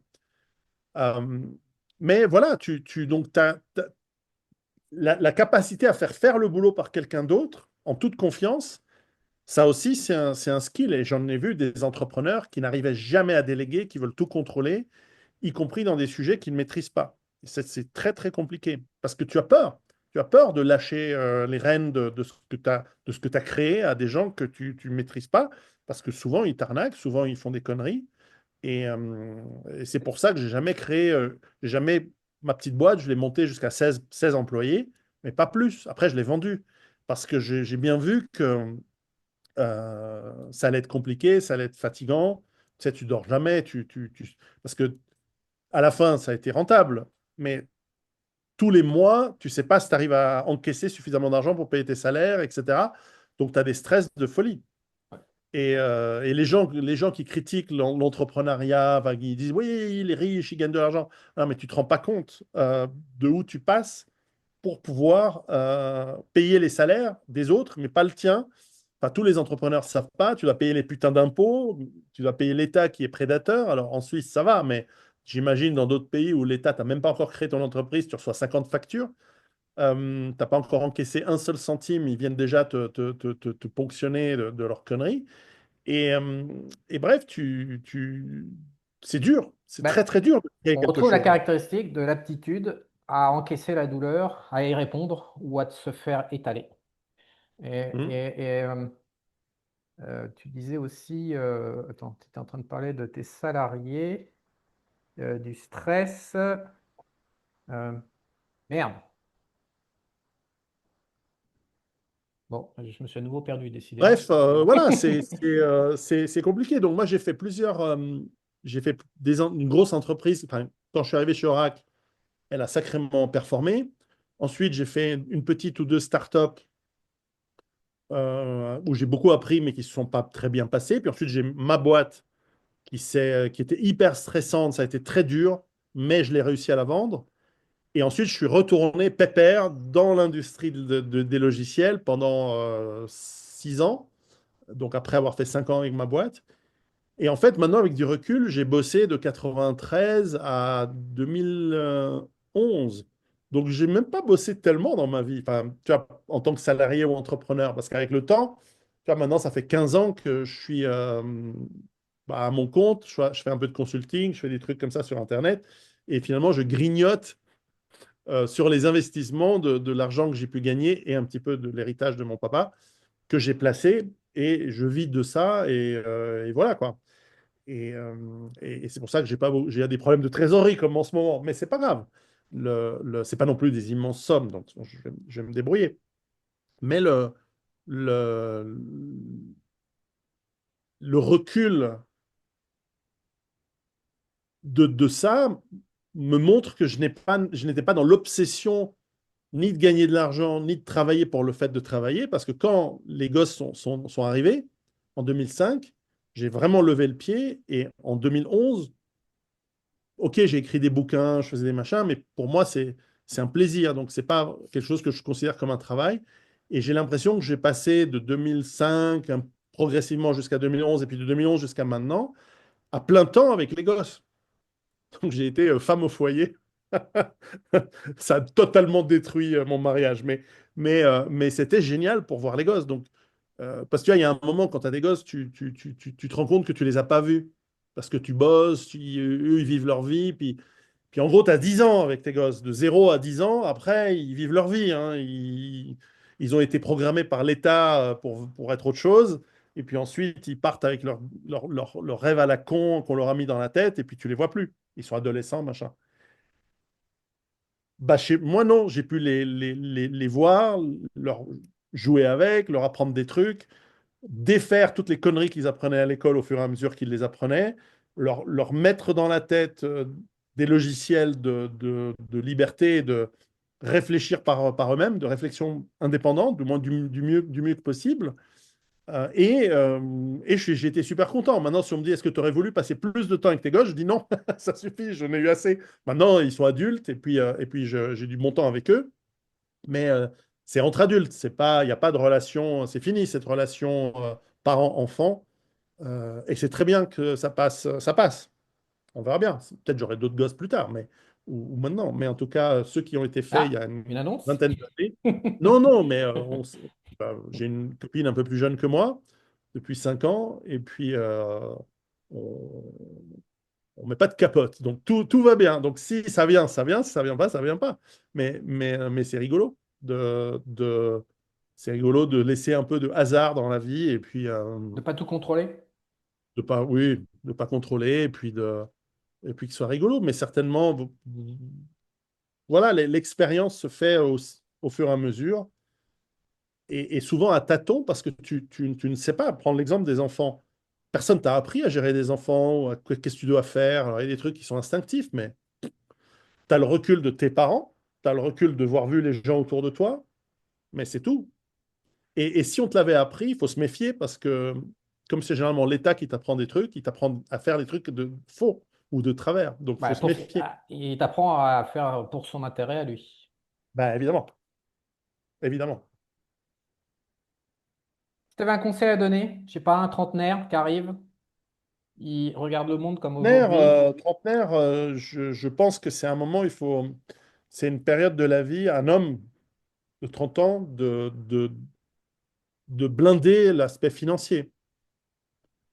Soit avec des revenus passifs, soit de fructifier l'économie qu'il a à faire. Mais évidemment, comme tu le dis très bien dans ta formation des 3S, la question, c'est où t'es à faire fructifier ton truc. Parce que la différence entre un mec qui gagne sa vie dans un pays où on va te piquer 60% de ta productivité sous forme de taxes et d'impôts et un mec qui est dans un autre pays où on va t'en piquer que 10 ou 20, même à un salaire exactement le même, c'est colossal la différence sur 10 ans, par exemple. Donc, Si tu rajoutes les notions d'inflation aussi, ouais, intra-pays. Mais moi, par rapport à ce sujet, j'avais cette croyance quand j'ai fait les 3S que je n'ai plus. C'est-à-dire que je pense que probablement la moitié ou les trois quarts de la population n'a pas la capacité, l'aptitude à vivre en dehors de son pays d'origine. c'est bien possible. Et donc, du coup, quand tu nais en France, la question devient comment essayer de tirer son épingle du jeu en subissant le système français. Mais tu vois, en fait, c'est très vrai parce que en parlant, par exemple, d'expatriation, c'est ce qui m'a poussé à faire cette formation que j'ai mis sur voilà, que j'ai mis On va mettre sous le lien sous la en vidéo. ligne sur les critères importants auxquels il faut réfléchir avant de s'expatrier. C'est que souvent, les gens, je vois déjà à la question qui te pose que ça va mal se passer. Ouais. Il y a des gens qui te disent, soit parce qu'ils n'ont pas réfléchi, soit c'est parce que justement, ils ont vraiment pas réfléchi, et ils te disent, qu'est-ce que tu penses de le pays en question, Voilà. Thaïlande, et toi, tu dis, putain, si tu poses la question comme ça, déjà, c'est que tu Très, n'as pas compris que quelle que soit ma réponse, elle n'est pas pour toi, la réponse, elle est pour moi. On dit, qu'est-ce que tu penses de la... Et puis, qu'est-ce que tu penses, je sais pas, de la Roumanie? Et moi, je connais bien la Roumanie, j'ai des affaires, je connais des gens, etc. Moi, je suis capable d'aller en Roumanie et de m'épanouir. Si demain tu m'envoies en Israël, je suis capable de m'épanouir. Si tu moins, mais si tu m'envoies en Russie, je vais être capable de m'épanouir. Parce que j'essaie. Mais celui qui me pose cette question, il y a de fortes chances que non, parce que c'est pas comme ça qu'il faut poser la question. La question, c'est un c'est marqueur. pour. Je considère la Roumanie comme potentiel pays pour m'expatrier. Est-ce que tu penses que critère 1, critère 2, critère 3, par rapport à mes ressources A, ma personnalité B, ma situation familiale C, sont, à ton avis, cohérentes et est-ce qu'il y a des écueils majeurs que tu perçois, ce qui pourrait m'indiquer la piste à suivre? Et ça, Ça, ce c'est que la tu viens de bonne faire, question. attends, je suis obligé de zoomer. Ce que tu viens de faire, c'est la différence entre une question, on va dire, c'est un regard sur... Ça, c'est en train de poser une question depuis ta conscience de toi. Le souci, c'est que les gens ne font pas d'introspection, donc ils n'ont pas Ah de non. conscience d'eux-mêmes, donc du coup, ils posent des questions basiques au niveau du mental, alors qu'on voit bien la différence avec quelqu'un qui a de la conscience de soi et qui donc pose une question complexe, qui fait des rétro-boucles de manière à pouvoir gérer Ouais. le problème dans la réalité sous tous les angles. Et donc, l'injustice, pour moi, la plus, euh, la plus sournoise et la plus définitive qui fait le déterminisme, c'est l'aptitude du mec à faire la conscience de soi, c'est de l'introspection, l'aptitude à vouloir se découvrir, à savoir qui il est, à s'apprendre lui-même. En fait, à apprendre. En fait, ils n'arrivent pas à se regarder eux-mêmes. Donc, du coup, ils ne peuvent pas penser comme tu dis. Et, donc, et si tu viens et tu lui dis, ouais, le mec, il pense qu'il va réussir sa vie parce qu'il fait un bis sur Internet et qu'il a des thunes et qu'il va baiser des gonzesses et ça s'arrête là. Non, ça démarre par regarde-toi Ouais, tous les ouais, ouais. jours, pendant des centaines de jours, des Ouais, années. Une fois que tu es capable de te regarder et que tu as compris qui t'étais, tes sentiments, parce qu'en fait, ils ne savent même pas ouais, qu'est-ce qu'ils ressentent. ouais, Ils vont ouais. là, et un mec, il va arriver, je sais pas, bah, Panama, c'est un climat tropical humide. Donc, évidemment, si t'aimes pas la flotte, tu pètes une Moi, je durite. supporte pas. Ah Moi, je oui, supporte mais c'est pas. ça, mais je sais. Moi, tu m'envoies en Russie dans le froid, je pète une durite. Oui, on en Ouais, avait à parlé. 22 degrés, j'ai le corps qui tremble Alors, dessous, je peux même pas dormir sous 22. bien sûr, quand je dis ça, je dois mettre une sorte de bémol bienveillant. C'est que quand c'est quelqu'un de 20 ans qui me pose la question comme ça, c'est Oui, normal. oui, Normal. oui. À 30 ans, déjà, c'est moins normal. À 40 Exact. ans, T'es mort si tu poses ce genre de questions. Comme ça, comme celle que Ouais. comme la question C'est initiale. un très bel exemple que tu as fait. Il est parfait. Parce qu'il faut être bienveillant. Et d'ailleurs, je dis jamais aux gens qui me posent cette question que c'est une question à la con. Je leur dis, écoute, regarde la formation parce que normalement, tu vas revenir après cette formation avec beaucoup plus de questions que de réponses. Et d'ailleurs, j'ai eu des retours excellents, mais les gens me disent, ouais, je m'attendais à ce genre de contenu, mais à la suite, j'ai 50 questions. Et c'est bien, et c'est exactement ça, parce que tu peux pas changer de vie, parce que c'est un sacré changement de vie, avec... c'est un peu c'est comme si quelqu'un me dit, qu'est-ce que tu penses? Est-ce qu'il faudrait que j'aille épouser une nana de taille? Je dis, mais qui? Et toi, t'es qui? Et c'est qui la nana de taille? Enfin, t'imagines, tout le monde comprendrait que c'est une question absurde. Et je suis sûr que dans le monde de la séduction, il y a des gens qui se posent ce genre de questions. Mais voilà, changer de vie pour changer de pays où il faut tenir compte du professionnel, du climat, de la fiscalité, de l'économie, de la sécurité, de plein de critères. C'est pas quelque chose qui se résume à une simple question, genre qu'est-ce que tu penses de la Birmanie, quoi, ou de la Thaïlande, ou du Japon? Euh, pour peu que j'ai l'expérience nécessaire, ce qui n'est pas le cas de tous les pays du monde, ce qui est loin d'être le cas. J'en connais un petit peu quelques-uns. Je fais des analyses de pays pour s'y installer, bien entendu. Mais ce n'est que de mon petit bout de la lorgnette. C'est évidemment pas absolu. Et les gens, après, quand tu lui dis, oui, mais si tu as une fortune de 100 millions ou de 10 000 euros, ah, ils me disent, ah oui, non, mais évidemment, ça fait une différence. Bah, tu vois qu'il y a des critères de différence. Donc, et c'est pas, la réponse, c'est pas c'est facile quand tu as 100 millions, parce que tu peux aller dans des pays où le problème de la sécurité va être colossal quand tu as du pognon. Alors que, Le gros des pays, il y a très peu de pays qui supportent justement. Ah, là, ah oui, ce rêve aussi que le dieu argent solutionne tout. Oui, ah ça non, solutionne tout jusqu'à 3 millions de dollars à peu près. Et après, ça génère de plus en plus de force de frottement et ça va crescendo en fait. Je pense que le oui, sweet post, c'est entre 3 et 5 millions de dollars. Et après, avant, c'est moins bien. Et après, c'est moins bien. c'est aussi une des raisons pour lesquelles j'ai pas de liquide, j'ai très peu de liquidité, c'est que tu peux toujours venir à 15 chez moi et que les 5 survivants me torturent à mort pour me dire où est le pognon. Moi, je dis, mais le pognon, il est dans des maisons, il est dans de l'immobilier, donc bonne chance pour le récupérer. Parce que là, tu sortiras 1000 balles de chez moi. En grappillant des sous qui traînent, des machins, en- en- dans des fonds de valises, et de trucs où il y a de l'euro, des roubles, des dollars, et ça. Si tu trouves 1000 balles, tu as de la chance, quoi. Mais non. Donc, Ah, la ouais, sécurité. Ce que je voulais dire aussi, par rapport à la conscience de soi, parce que tu es vraiment en train de le faire, euh, merde, du coup, ça m'a échappé avec l'histoire du pognon. Cette attitude à se poser des questions, donc c'est la curiosité, il y a un autre truc que... Bon, ouais, continue à parler, je vais le dans, retrouver. dans mon bouquin, là, Survivre à la peur, dans le premier tome, qui est là, le deuxième tome sort en septembre, j'ai un gros chapitre sur qu'est-ce que tu veux dans la vie. Parce que pour affronter les peurs qu'on a, un des chemins, c'est pas le seul, bien sûr, mais un des chemins, c'est de bien comprendre ce qu'on veut. Évidemment, pour savoir ce qu'on veut, il faut comprendre qui on est. Et donc, ce travail d'introspection par rapport à ce qu'on veut, il est fondamental parce que ce que tu veux, si tu fais pas gaffe, c'est ce qu'on t'a mis dans la tête. Ce que t'a mis la pub, ce que t'a mis l'État, c'est ce que t'a mis tes parents, c'est ce que t'ont mis ton entourage, tes copains, ta famille, etc. Et donc, tu crois que tu veux des choses, et ça, c'est ce que tu disais tout à l'heure, tu te retrouves à 60 ans, où toi, tu croyais que ce que tu voulais, c'était une vie rangée, tranquille, un salaire, une retraite, bobonne, qui cuisine, 2,5 enfants, un chien et une voiture et des vacances à l'île de Ré une fois par an. Et en fait, tu te rends compte que non, c'est pas du tout ça que tu voulais. Toi, tu voulais, c'était pas ça le métier que tu voulais faire, etc. Alors, c'est un truc de riche, ce problème-là, on est d'accord. Parce que tu as des pays, comme tu disais, tu n'as rien. Et donc, tu ne te poses pas la question de ce que tu veux. Tu veux déjà survivre d'une semaine à l'autre, voire du jour au suivant. Mais, mais pour savoir ce que tu veux, si tu ne comprends pas qui t'es, et donc j'ai un gros chapitre, c'est t'es qui suit le tu veux quoi, parce que en fait, il vient avant, mais sauf que dialectiquement, tu ne peux pas l'amener avant. Tu ne peux pas dire à quelqu'un, réfléchis de qui tu es. Et une Après, fois tu que as tu beaucoup. sais qui tu es, tu vas comprendre qui tu veux. Non, non, c'est qu'est-ce que tu veux. Et ensuite, tu dis, mais est-ce que c'est vraiment ça que tu veux? Ah, je suis pas sûr. Pourquoi? C'est parce que tu sais pas qui t'es. Donc, tu dois comprendre qui tu es.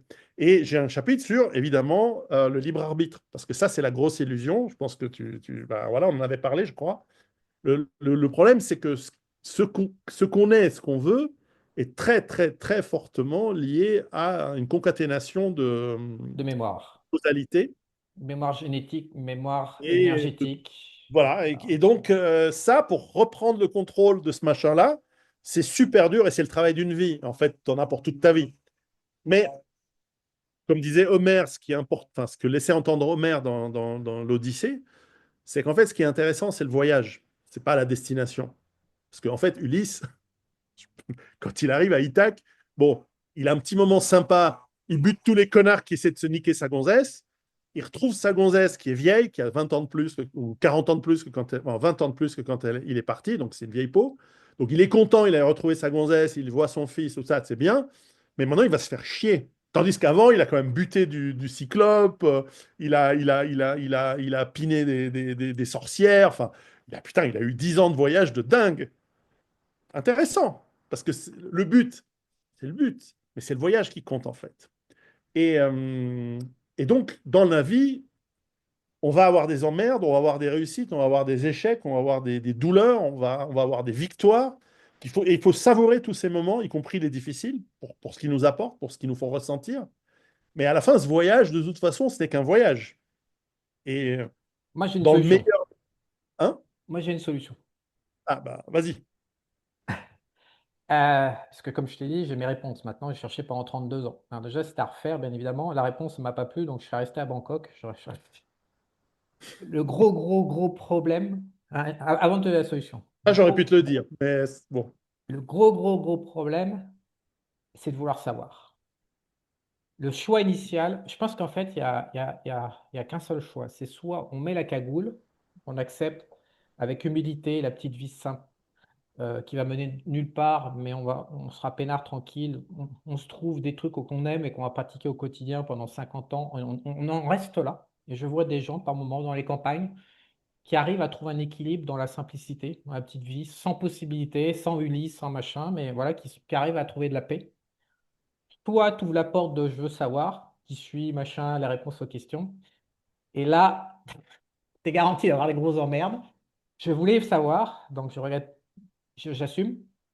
Je suis venu à Panama parce que quelque part, je voulais savoir. Maintenant que je sais, euh, le déterminisme en fait de la vie. Parce que vraiment, je ne sais pas comment il marchait, je ne sais pas comment il s'appliquait à ma vie, etc. Maintenant, je peux te dire ce que c'est. Alors, il n'y a que trois types de gens sur cette planète qui réfléchissent à la solution, que j'ai trouvé en tout cas. Donc, c'est pas en anglais, c'est pas en français, c'est pas en espagnol. Pour te donner un ordre d'idée du niveau de développement de la population occidentale, tu trouves ça au Tibet, tu trouves ça en Inde et tu trouves ça chez les Juifs. C'est Mhm, les trois groupes d'humains qui ont réfléchi, ça s'appelle le Dharma, les Indiens appellent ça le Dharma. Et en fait, tu t'aperçois que le but. Parce que tu me dis, je me fais chier. Tu me dis, ouais, je fais 5 ans, puis après, je me fais chier. C'est parce qu'en fait, quelque mhm, part, t'as pas encore été gratté. Parce qu'à un moment, quand tu montes et que tu veux savoir et que tu vas gratter jusqu'au bout, la réponse, elle est simple. Elle est que généralement, dans l'univers, tout tend vers zéro. Tu ne peux pas y couper. C'est-à-dire, le créateur a fait la dualité. Donc, tu as les démons, les forces du bien, le chaud, le froid, la jour, la nuit, tout ce que tu veux, mais tu as tout le temps, l'équation de l'univers tend vers zéro. Et donc, du fait qu'on est avec un bagage de mémoire à la fois familial, les aïeux, la génétique, l'épigénétique en fait, donc qui est mhm, aujourd'hui scientifiquement prouvé jusqu'à 8 générations, je crois. Et de l'autre côté, on a un bagage énergétique qui, là, peut remonter sur des centaines d'incarnations. On est obligatoirement, on est désaxé par rapport à l'équation zéro, en fait. On est obligatoirement polarisé sur différents sujets. Et le but de la vie, c'est de rééquilibrer. C'est-à-dire qu'on a forcément des travers qui ne sont pas psychologiques, mentaux, familiaux, comme on peut le croire, issus de l'enfance, de maman, papa, mais il y a forcément des décalages par rapport aux moyennes pour tout le monde. Et obligatoirement, si tu remontes jusqu'en haut pour avoir la réponse, on va te dire, bah, la réponse, mon gars, regarde ton équation à son endroit précis, bah, tu vas faire l'inverse pour équilibrer. mhm, mhm. Et là, tu trouves une forme de motivation qui ne s'arrête pas au-delà de 5 ans. Voilà. Et en fait, c'est chiant Oui. comme réponse. Donc, il vaut mieux aller à Bangkok, rester, baiser et ne pas grimper, ne pas vouloir savoir. Et on s'est connus, tu étais déjà à Panama. Moi, je pensais que tu étais à Bangkok parce que les premières vidéos que j'ai vues de toi, tu étais sur Bangkok. Et quand tu m'as dit, ah, je suis à Panama, moi, mon instinct, c'est de me dire, ah non, moi, je te vois en Asie, je te vois pas en Amérique latine. Mais bon, voilà, après, t'es grand, donc tu sais quoi, tu sais comment faire. Bah Mais non, je suis déterminé comme tout le monde et je n'ai pas su échapper au déterminisme. Et le pire, c'est qu'en cherchant à échapper au déterminisme, je me suis euh, enfermé dans mon déterminisme. J'ai obtenu le résultat inverse de ce que je cherchais. C'est-à-dire on que, apprend à tout âge. parce Tu que vois, on maintenant, apprend maintenant tout je le temps. suis, je suis jusqu'au cou entre le Venezuela et puis le Panama. Euh, pour en sortir. Et puis avec ce qui s'annonce, quelque part, je pense que l'Asie n'est pas une bonne planque. Si tu veux, on est de plus en plus nombreux à savoir que on va pas couper un effondrement financier, monétaire, avec la CBDC, puis après un effondrement de la production dérivé Et de après, la prison l'effondrement. globale. Donc, La prison globale. C'est une donc tentative. si tu veux, je pense que Panama est au moins. Pour moi, il y a que deux endroits dans le monde pour se planquer qui ne sont pas pour toi, mais il y a soit une île en Indonésie avec la plaque tournante Singapour en face, et puis tu te déplaces en petit avion, voilà, donc il faut du gros pognon, il faut 5 millions de Ouais, dollars. Ou alors, tu es en zone Panama, Costa Rica, parce que tu es perché entre deux océans, il n'y a personne, c'est tranquille. ouais, C'est globalement. Panama est un très bon, une très bonne pays plateforme, pas trop cher. D'ailleurs, dans les classements, s'il y a un accident nucléaire au bout de 2 ans, quelle est la liste? Il y a des organismes de recherche qui ont fait quelle est la liste des pays où tu as une chance de t'en sortir très correctement. C'est en vert. l'hémisphère sud, hein. Bah, tu Les n'as gens. qu'à la regarder, tu verras qu'il y a Panama. Il y a Panama, il y a Ouais, Argentine, il y a Australie, il y a voilà. Donc, c'est sûr que ça a l'avantage, Panama, d'être un lieu tellement stratégique qu'il sera convoité et donc protégé par la puissance du moment. oui, mais il y a Et les aussi la puissances aiment possibilité de l'ordre. survivre, la sécurité, les Oui, machins, les trucs, tout il y a ça, la ça prend en compte. nourriture, c'est Hein. clair. Mais tu Donc, vois, c'est vrai que, par exemple, c'est intéressant ce que tu dis parce que je me suis posé la question.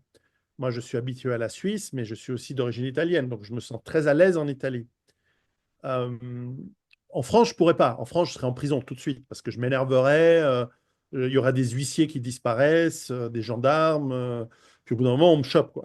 Faut tôt ou tard. Donc, je pourrais pas être en France. Mais en Allemagne, c'est trop rigide. Puis j'aime pas le climat. J'aime bien la Suisse. Euh, mais la Suisse, c'est un pays qui est clanique, mais pas mafieux. L'Italie est clanique et mafieuse, fondamentalement. C'est pas forcément négatif, hein, ce que je dis là, mais clairement, tu vois, en Suisse, le Suisse, il aime l'ordre. Donc, quand il y a du bordel, quand il y a du chaos, il va voir tous les gens qui aiment l'ordre autour de lui et il va dire, bon, maintenant on nettoie. On va créer l'ordre à partir du désordre. Coûte ce que ça coûte, mais on va recréer de l'ordre. Parce que c'est dans la mentalité suisse. Il faut voir les jardins des Suisses, les montagnes des Suisses. Euh, c'est du travail collectif, c'est pas, mais c'est du ou individuel. Mais si tu commences à venir chier dans le potager des gens, tu vas disparaître. Ton futur est limité. Et donc la Suisse serait un pays qui structurellement survit. Alors après, oui, il y a le risque nucléaire, le risque des machins, etc. Mais je peux m'en sortir en Italie aussi, parce que c'est un petit peu plus mafieux, mais c'est les mafias, c'est pas comme dans le cinéma. C'est des trucs avec lesquels tu peux négocier, tu peux discuter. Et moi, je sais faire ça. Je sais négocier avec les gens. Je sais trouver le truc, le clin d'œil, trouver le point d'attache, essayer de piger ce dont ils ont besoin, qu'est-ce que je peux apporter comme solution, etc. Faut pas croire que c'est des gens, ils peuvent être cruels, mais c'est pas des gens sadiques par nature. Enfin, c'est pas comme ça que ça fonctionne. C'est des hommes d'affaires, mais claniques aussi. Donc, t'es pas du clan, t'es pas du clan, mais tu peux négocier. En revanche, là où je serais très mal à l'aise, c'est dans des pays très lointains où il y a l'aspect racial qui se met en place, où là, tu as beau être tout ce que tu veux, s'ils ont décidé qu'ils vont te dégommer parce que t'es pas comme eux, eh ben, ils vont te dégommer parce que tu n'es pas comme eux. Et l'essentiel du monde, et surtout le problème, c'est la bande tropicale, réfléchit comme ça. C'est-à-dire, alors pas partout, hein, mais il y a beaucoup de ça. Tu vois, l'île en Indonésie, moi, ce qui me stresserait beaucoup, et rien que d'y penser, j'ai des tics nerveux qui viennent, c'est que tôt ou tard, tu as une bande de mecs qui débarquent en disant on va te tuer parce qu'on va prendre tes trucs. Et moi, je sais comment je réagis dans ces cas-là. Moi, je pars en guerre. Et, et ici en Suisse, je pars en guerre avec un bataillon, au minimum une compagnie d'infanterie. Autour de moi, j'ai de quoi, il y a une compagnie d'infanterie. Mais en Indonésie, je suis tout seul, comme un con. Avec deux potes, une gonzesse. Tu vois, donc, il y a toute une structure qui correspond à des origines. Et voilà, je suis d'origine du Piémont, c'est à 150 km, 200 km d'ici.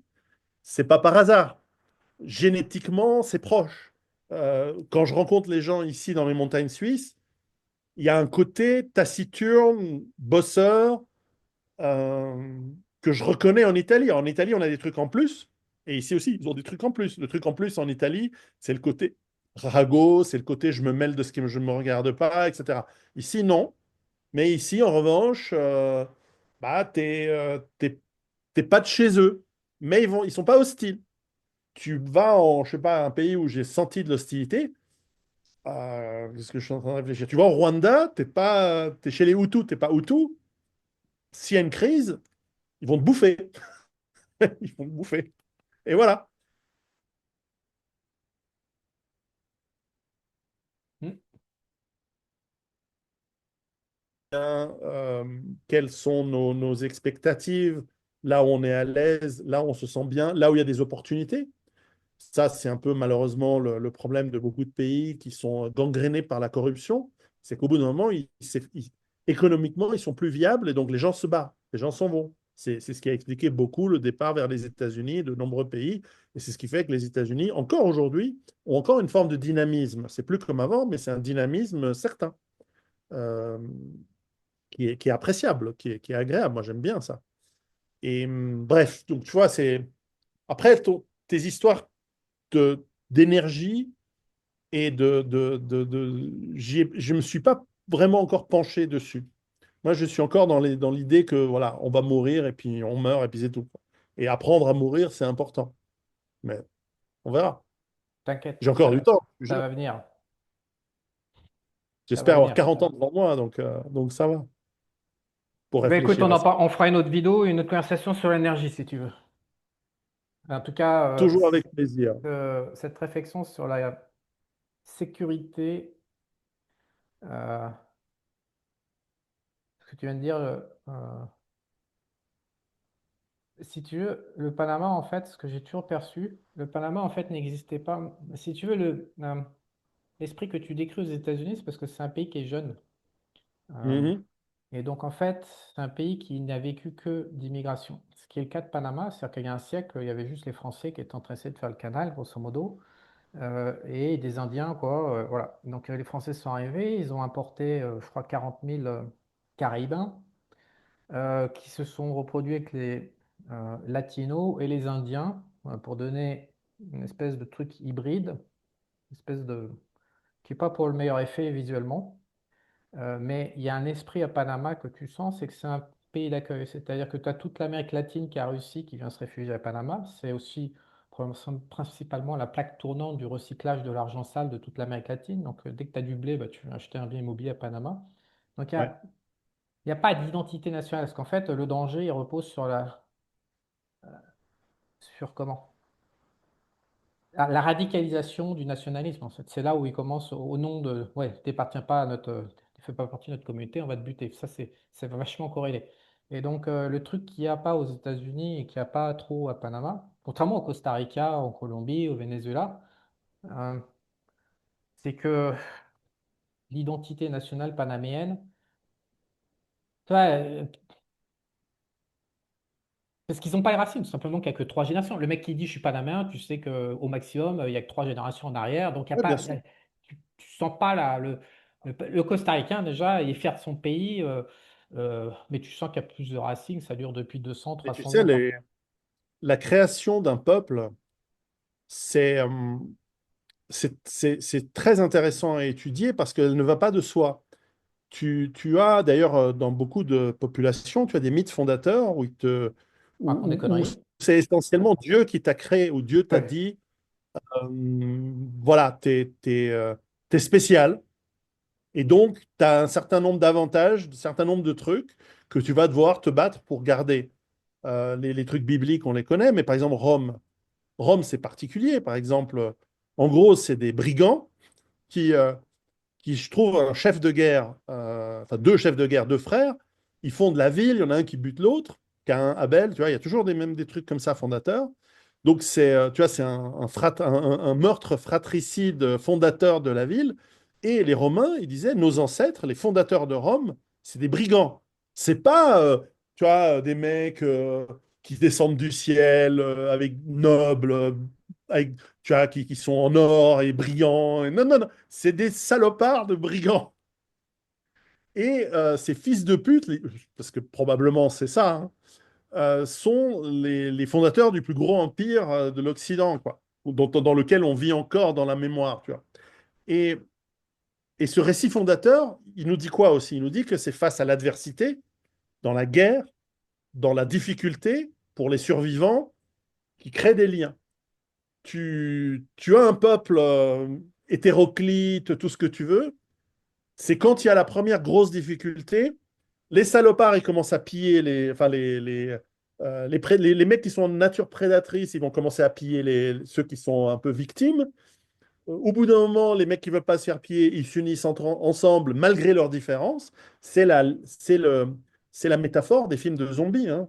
Tu as des mecs qui sont différents, ils ont une menace impitoyable face à eux, ils s'allient, et au bout d'un moment, ils créent des liens, il y a des relations, ils baisent ensemble, et puis ça crée un nouveau peuple.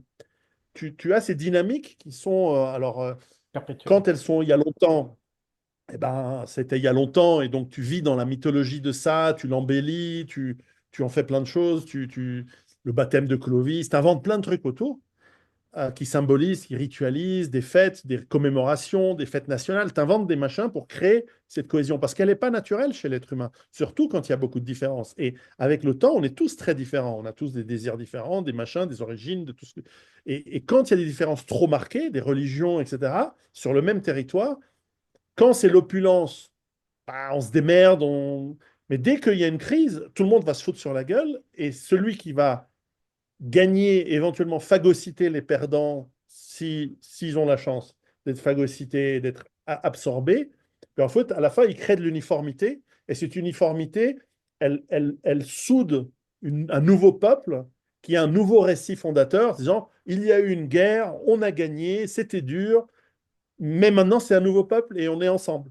C'est pas facile, mais c'est l'humain qui est comme ça. On n'est pas très capable d'être dans la tolérance de l'autre, du machin, on est différent, c'est pas grave. C'est rare, hein.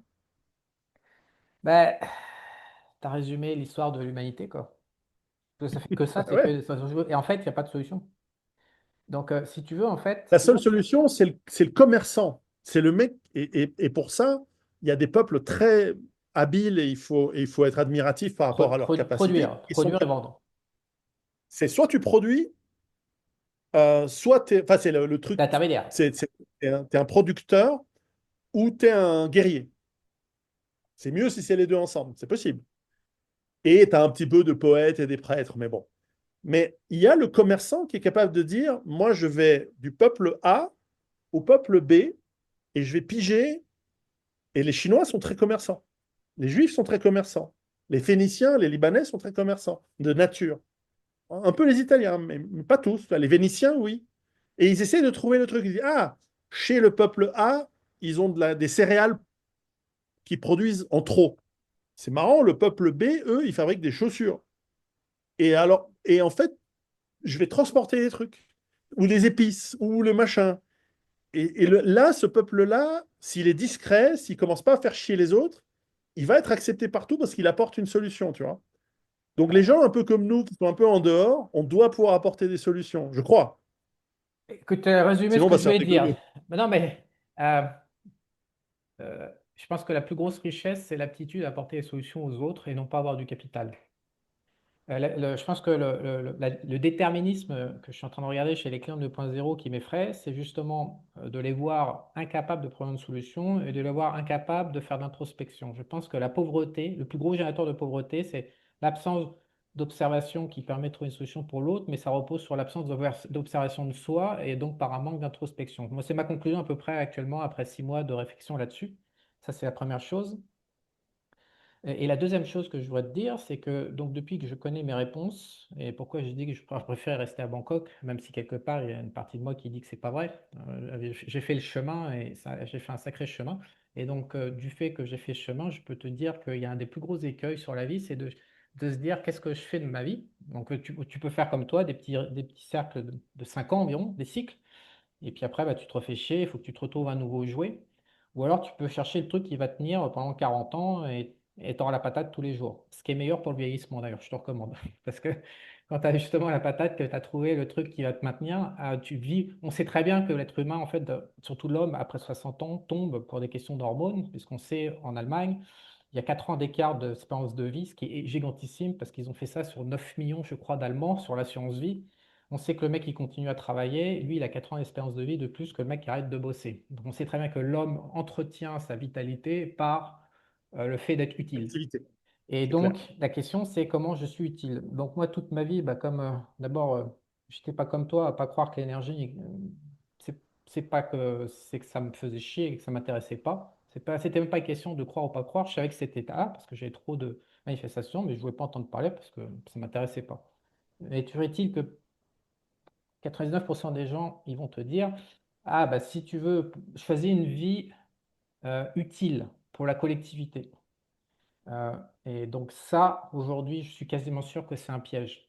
C'est la matrice qui piège les gens comme ça, puisque du mécanisme que tu as parfaitement décrit, qui est une alternance entre la différence des prédateurs, des effondrements, des prédateurs qui bouffent les faibles, ça vole, ça tue, on redémarre avec un petit groupe d'hommes, on régénère un narratif, on recommence, machin, on monte, il n'y a plus que tous les mecs alignés et puis des oligarches, ça se pète la gueule, il y a un voisin qui arrive et c'est reparti pour un tour. Et donc en fait, tu t'aperçois que rien il est impossible de construire quoi que ce soit sur cette planète. C'est pas possible. De par les règles que tu as décrites sociétalement, c'est voué à l'échec, à l'effondrement, à la destruction, à la mort, aux pleurs, à la souffrance. Il n'y a pas d'autre moyen d'y couper. Et donc, ça ne sert absolument à rien de se dire, oh, bah, je vais faire une vie utile en me mettant au service de la collectivité, puisque la collectivité va dans un mur en permanence. 100 fois sur 100, tu vas prendre un mur, c'est qu'une question d'années ou de décennies, mais tu as un mur qui arrive et qui casse tout. Et en fait, quand tu montes tout en haut et puis tu vas poser des questions en disant c'est à quel game que tu joues, et le seul game, c'est le rééquilibrage vers zéro en fait, des mémoires.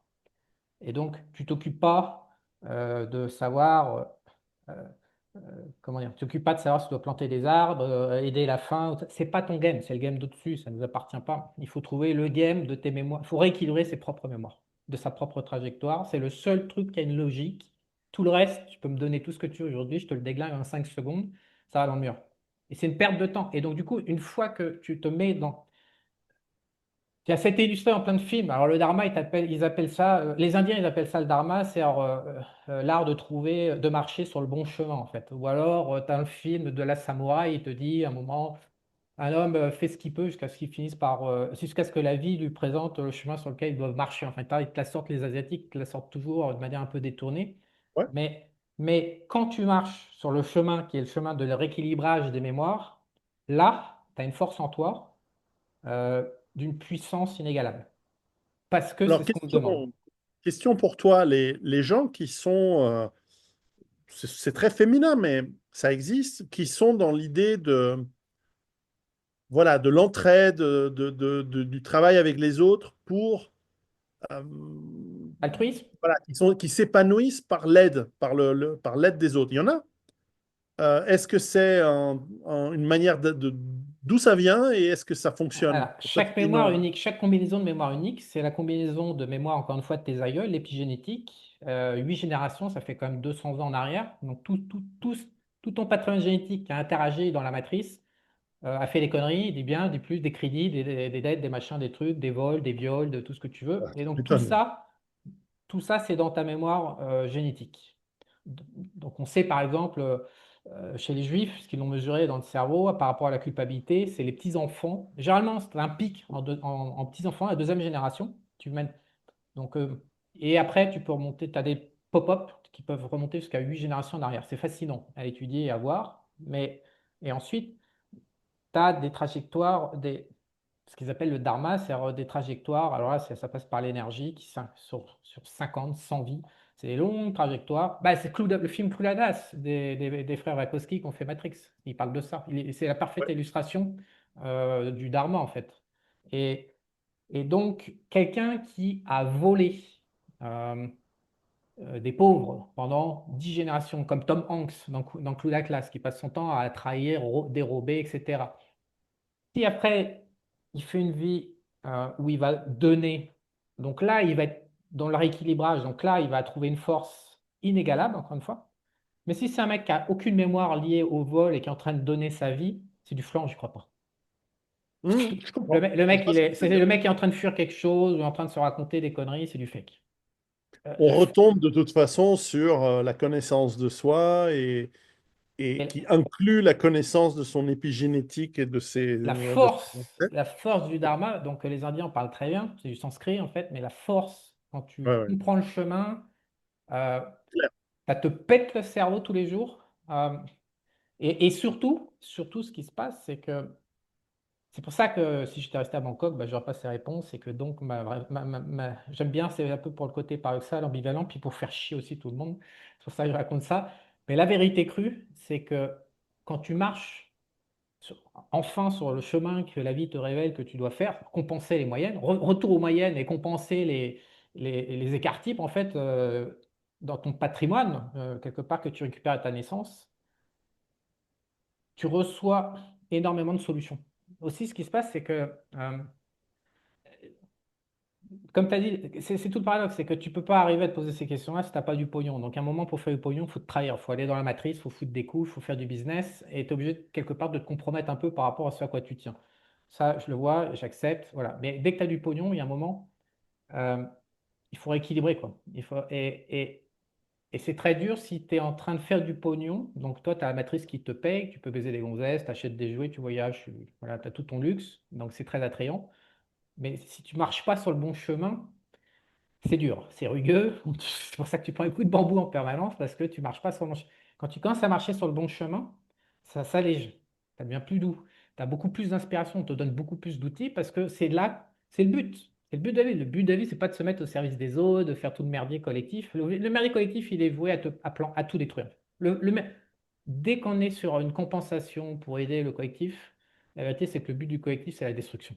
Et tu l'as parfaitement résumé avec ton truc sociétal.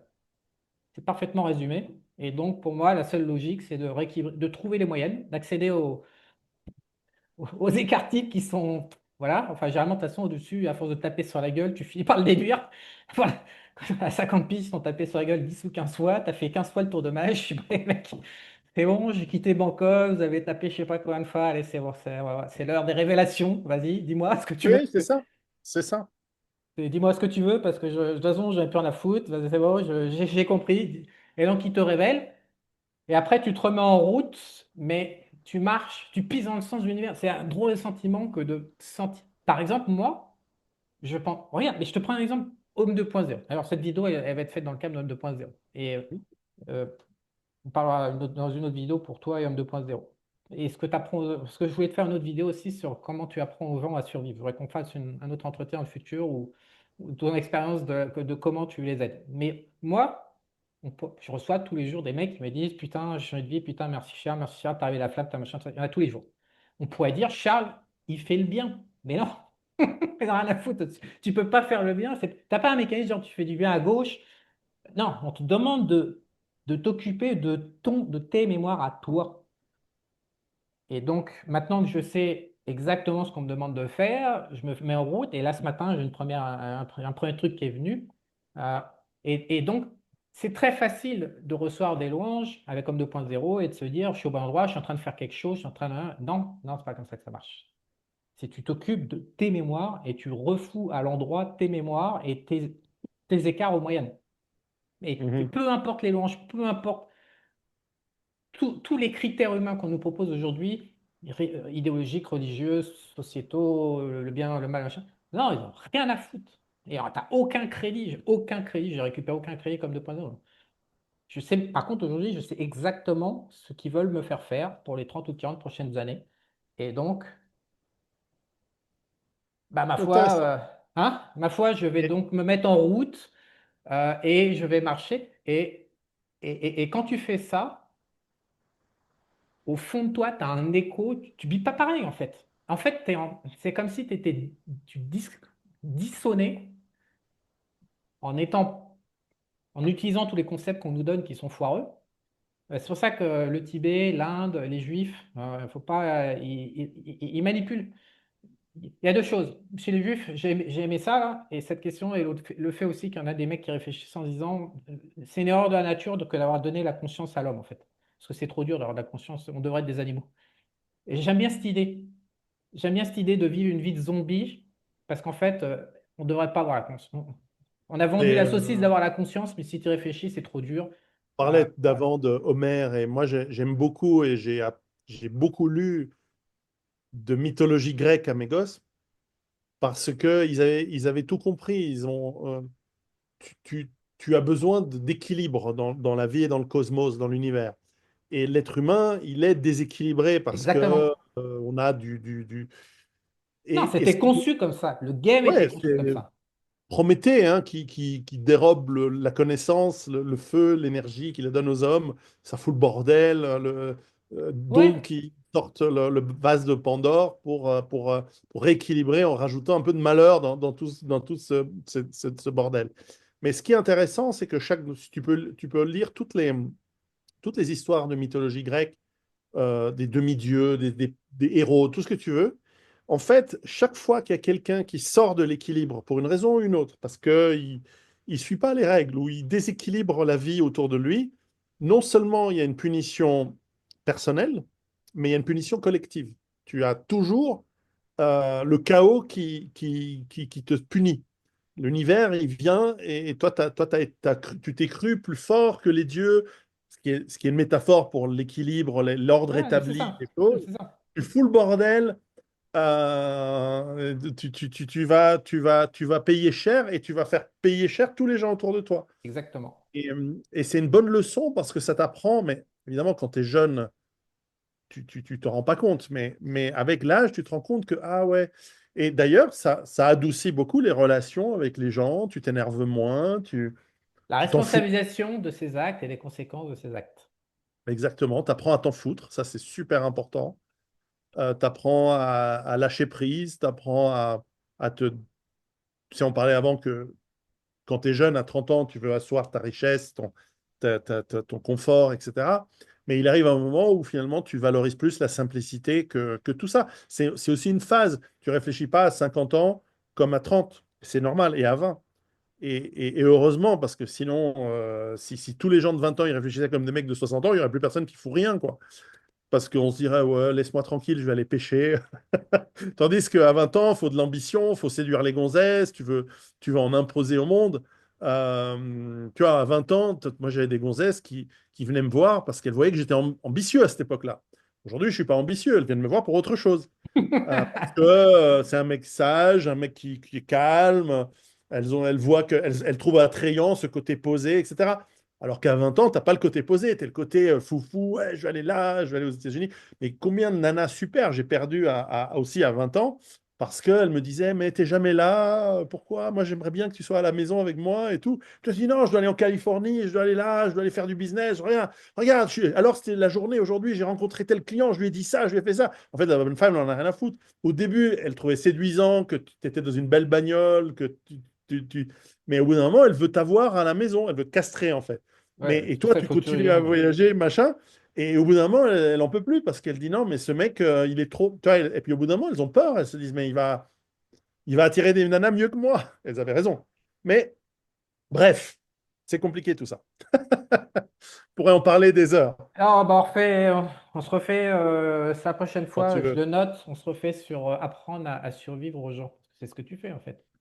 Mais je sais pas.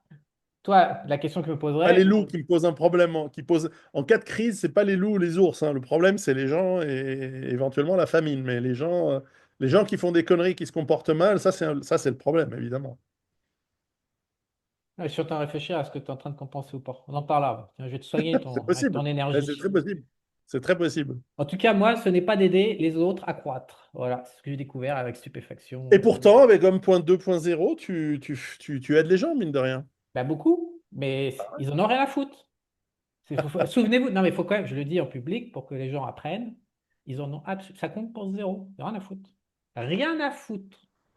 Le secret de la vie ne marche pas. C'est pas du tout comme on pense. En fait, tout ça, c'est dérivé du concept un peu. Ouais, alors je fais de la merde et puis dimanche, je vais à la messe pour aller pour me faire pardonner, quoi. Et en fait, Homme 2.0 Ah, ne c'est pas va aussi simple que ça, normalement, hein. Ouais, mais bon. Ah, alors, je me souviens, hein, quand j'étais gamin, j'étais catholique, forcément. C'est pas aussi simple que ça. Ce Ça, que c'est je veux chiant. dire, c'est que ce mécanisme de compensation n'existe pas dans l'univers. Il faut en avoir conscience. Tu ne Ah, peux pas compenser. ouais, Tu ne ça, peux c'est pas bien. compenser et tu es systématiquement coupable de ne pas marcher sur le chemin de tes mémoires. Ça, par contre, tu es coupable. Et ça, tu prends un coup de bambou. Et donc, le grand game, ma grande expérience, par contre, ça, c'est un beau laboratoire 2.0. Après, je vais pouvoir. Mais si on arrive à coller, toi, 30 mecs sur reconnecter leur chemin et qu'on voit que les coups de bambou cessent, ça sera la plus grosse victoire. Ça sera une victoire Ah, personnelle. Ça permettra de mesurer et d'offrir une autre manière de vivre. Mais ça ne sera pas du tout une compensation. très bien. Voilà. Excellent. Bah, écoute, ça m'a fait très plaisir. Et puis, bah, je salue tous ceux qui nous ont regardés.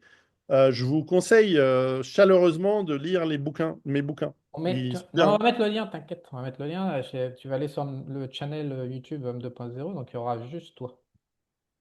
Parfait. Tu m'envoies tes liens et voilà. Et la À très prochaine bientôt. fois, l'art d'apprendre nos autres à survivre. On avait trois sujets aujourd'hui. On avait la géopolitique, on avait le développement personnel, la conscience de soi, et après, il y a ce que tu fais. Parce que ça m'intéresse. Voilà. Ça marche. Ciao! À bientôt.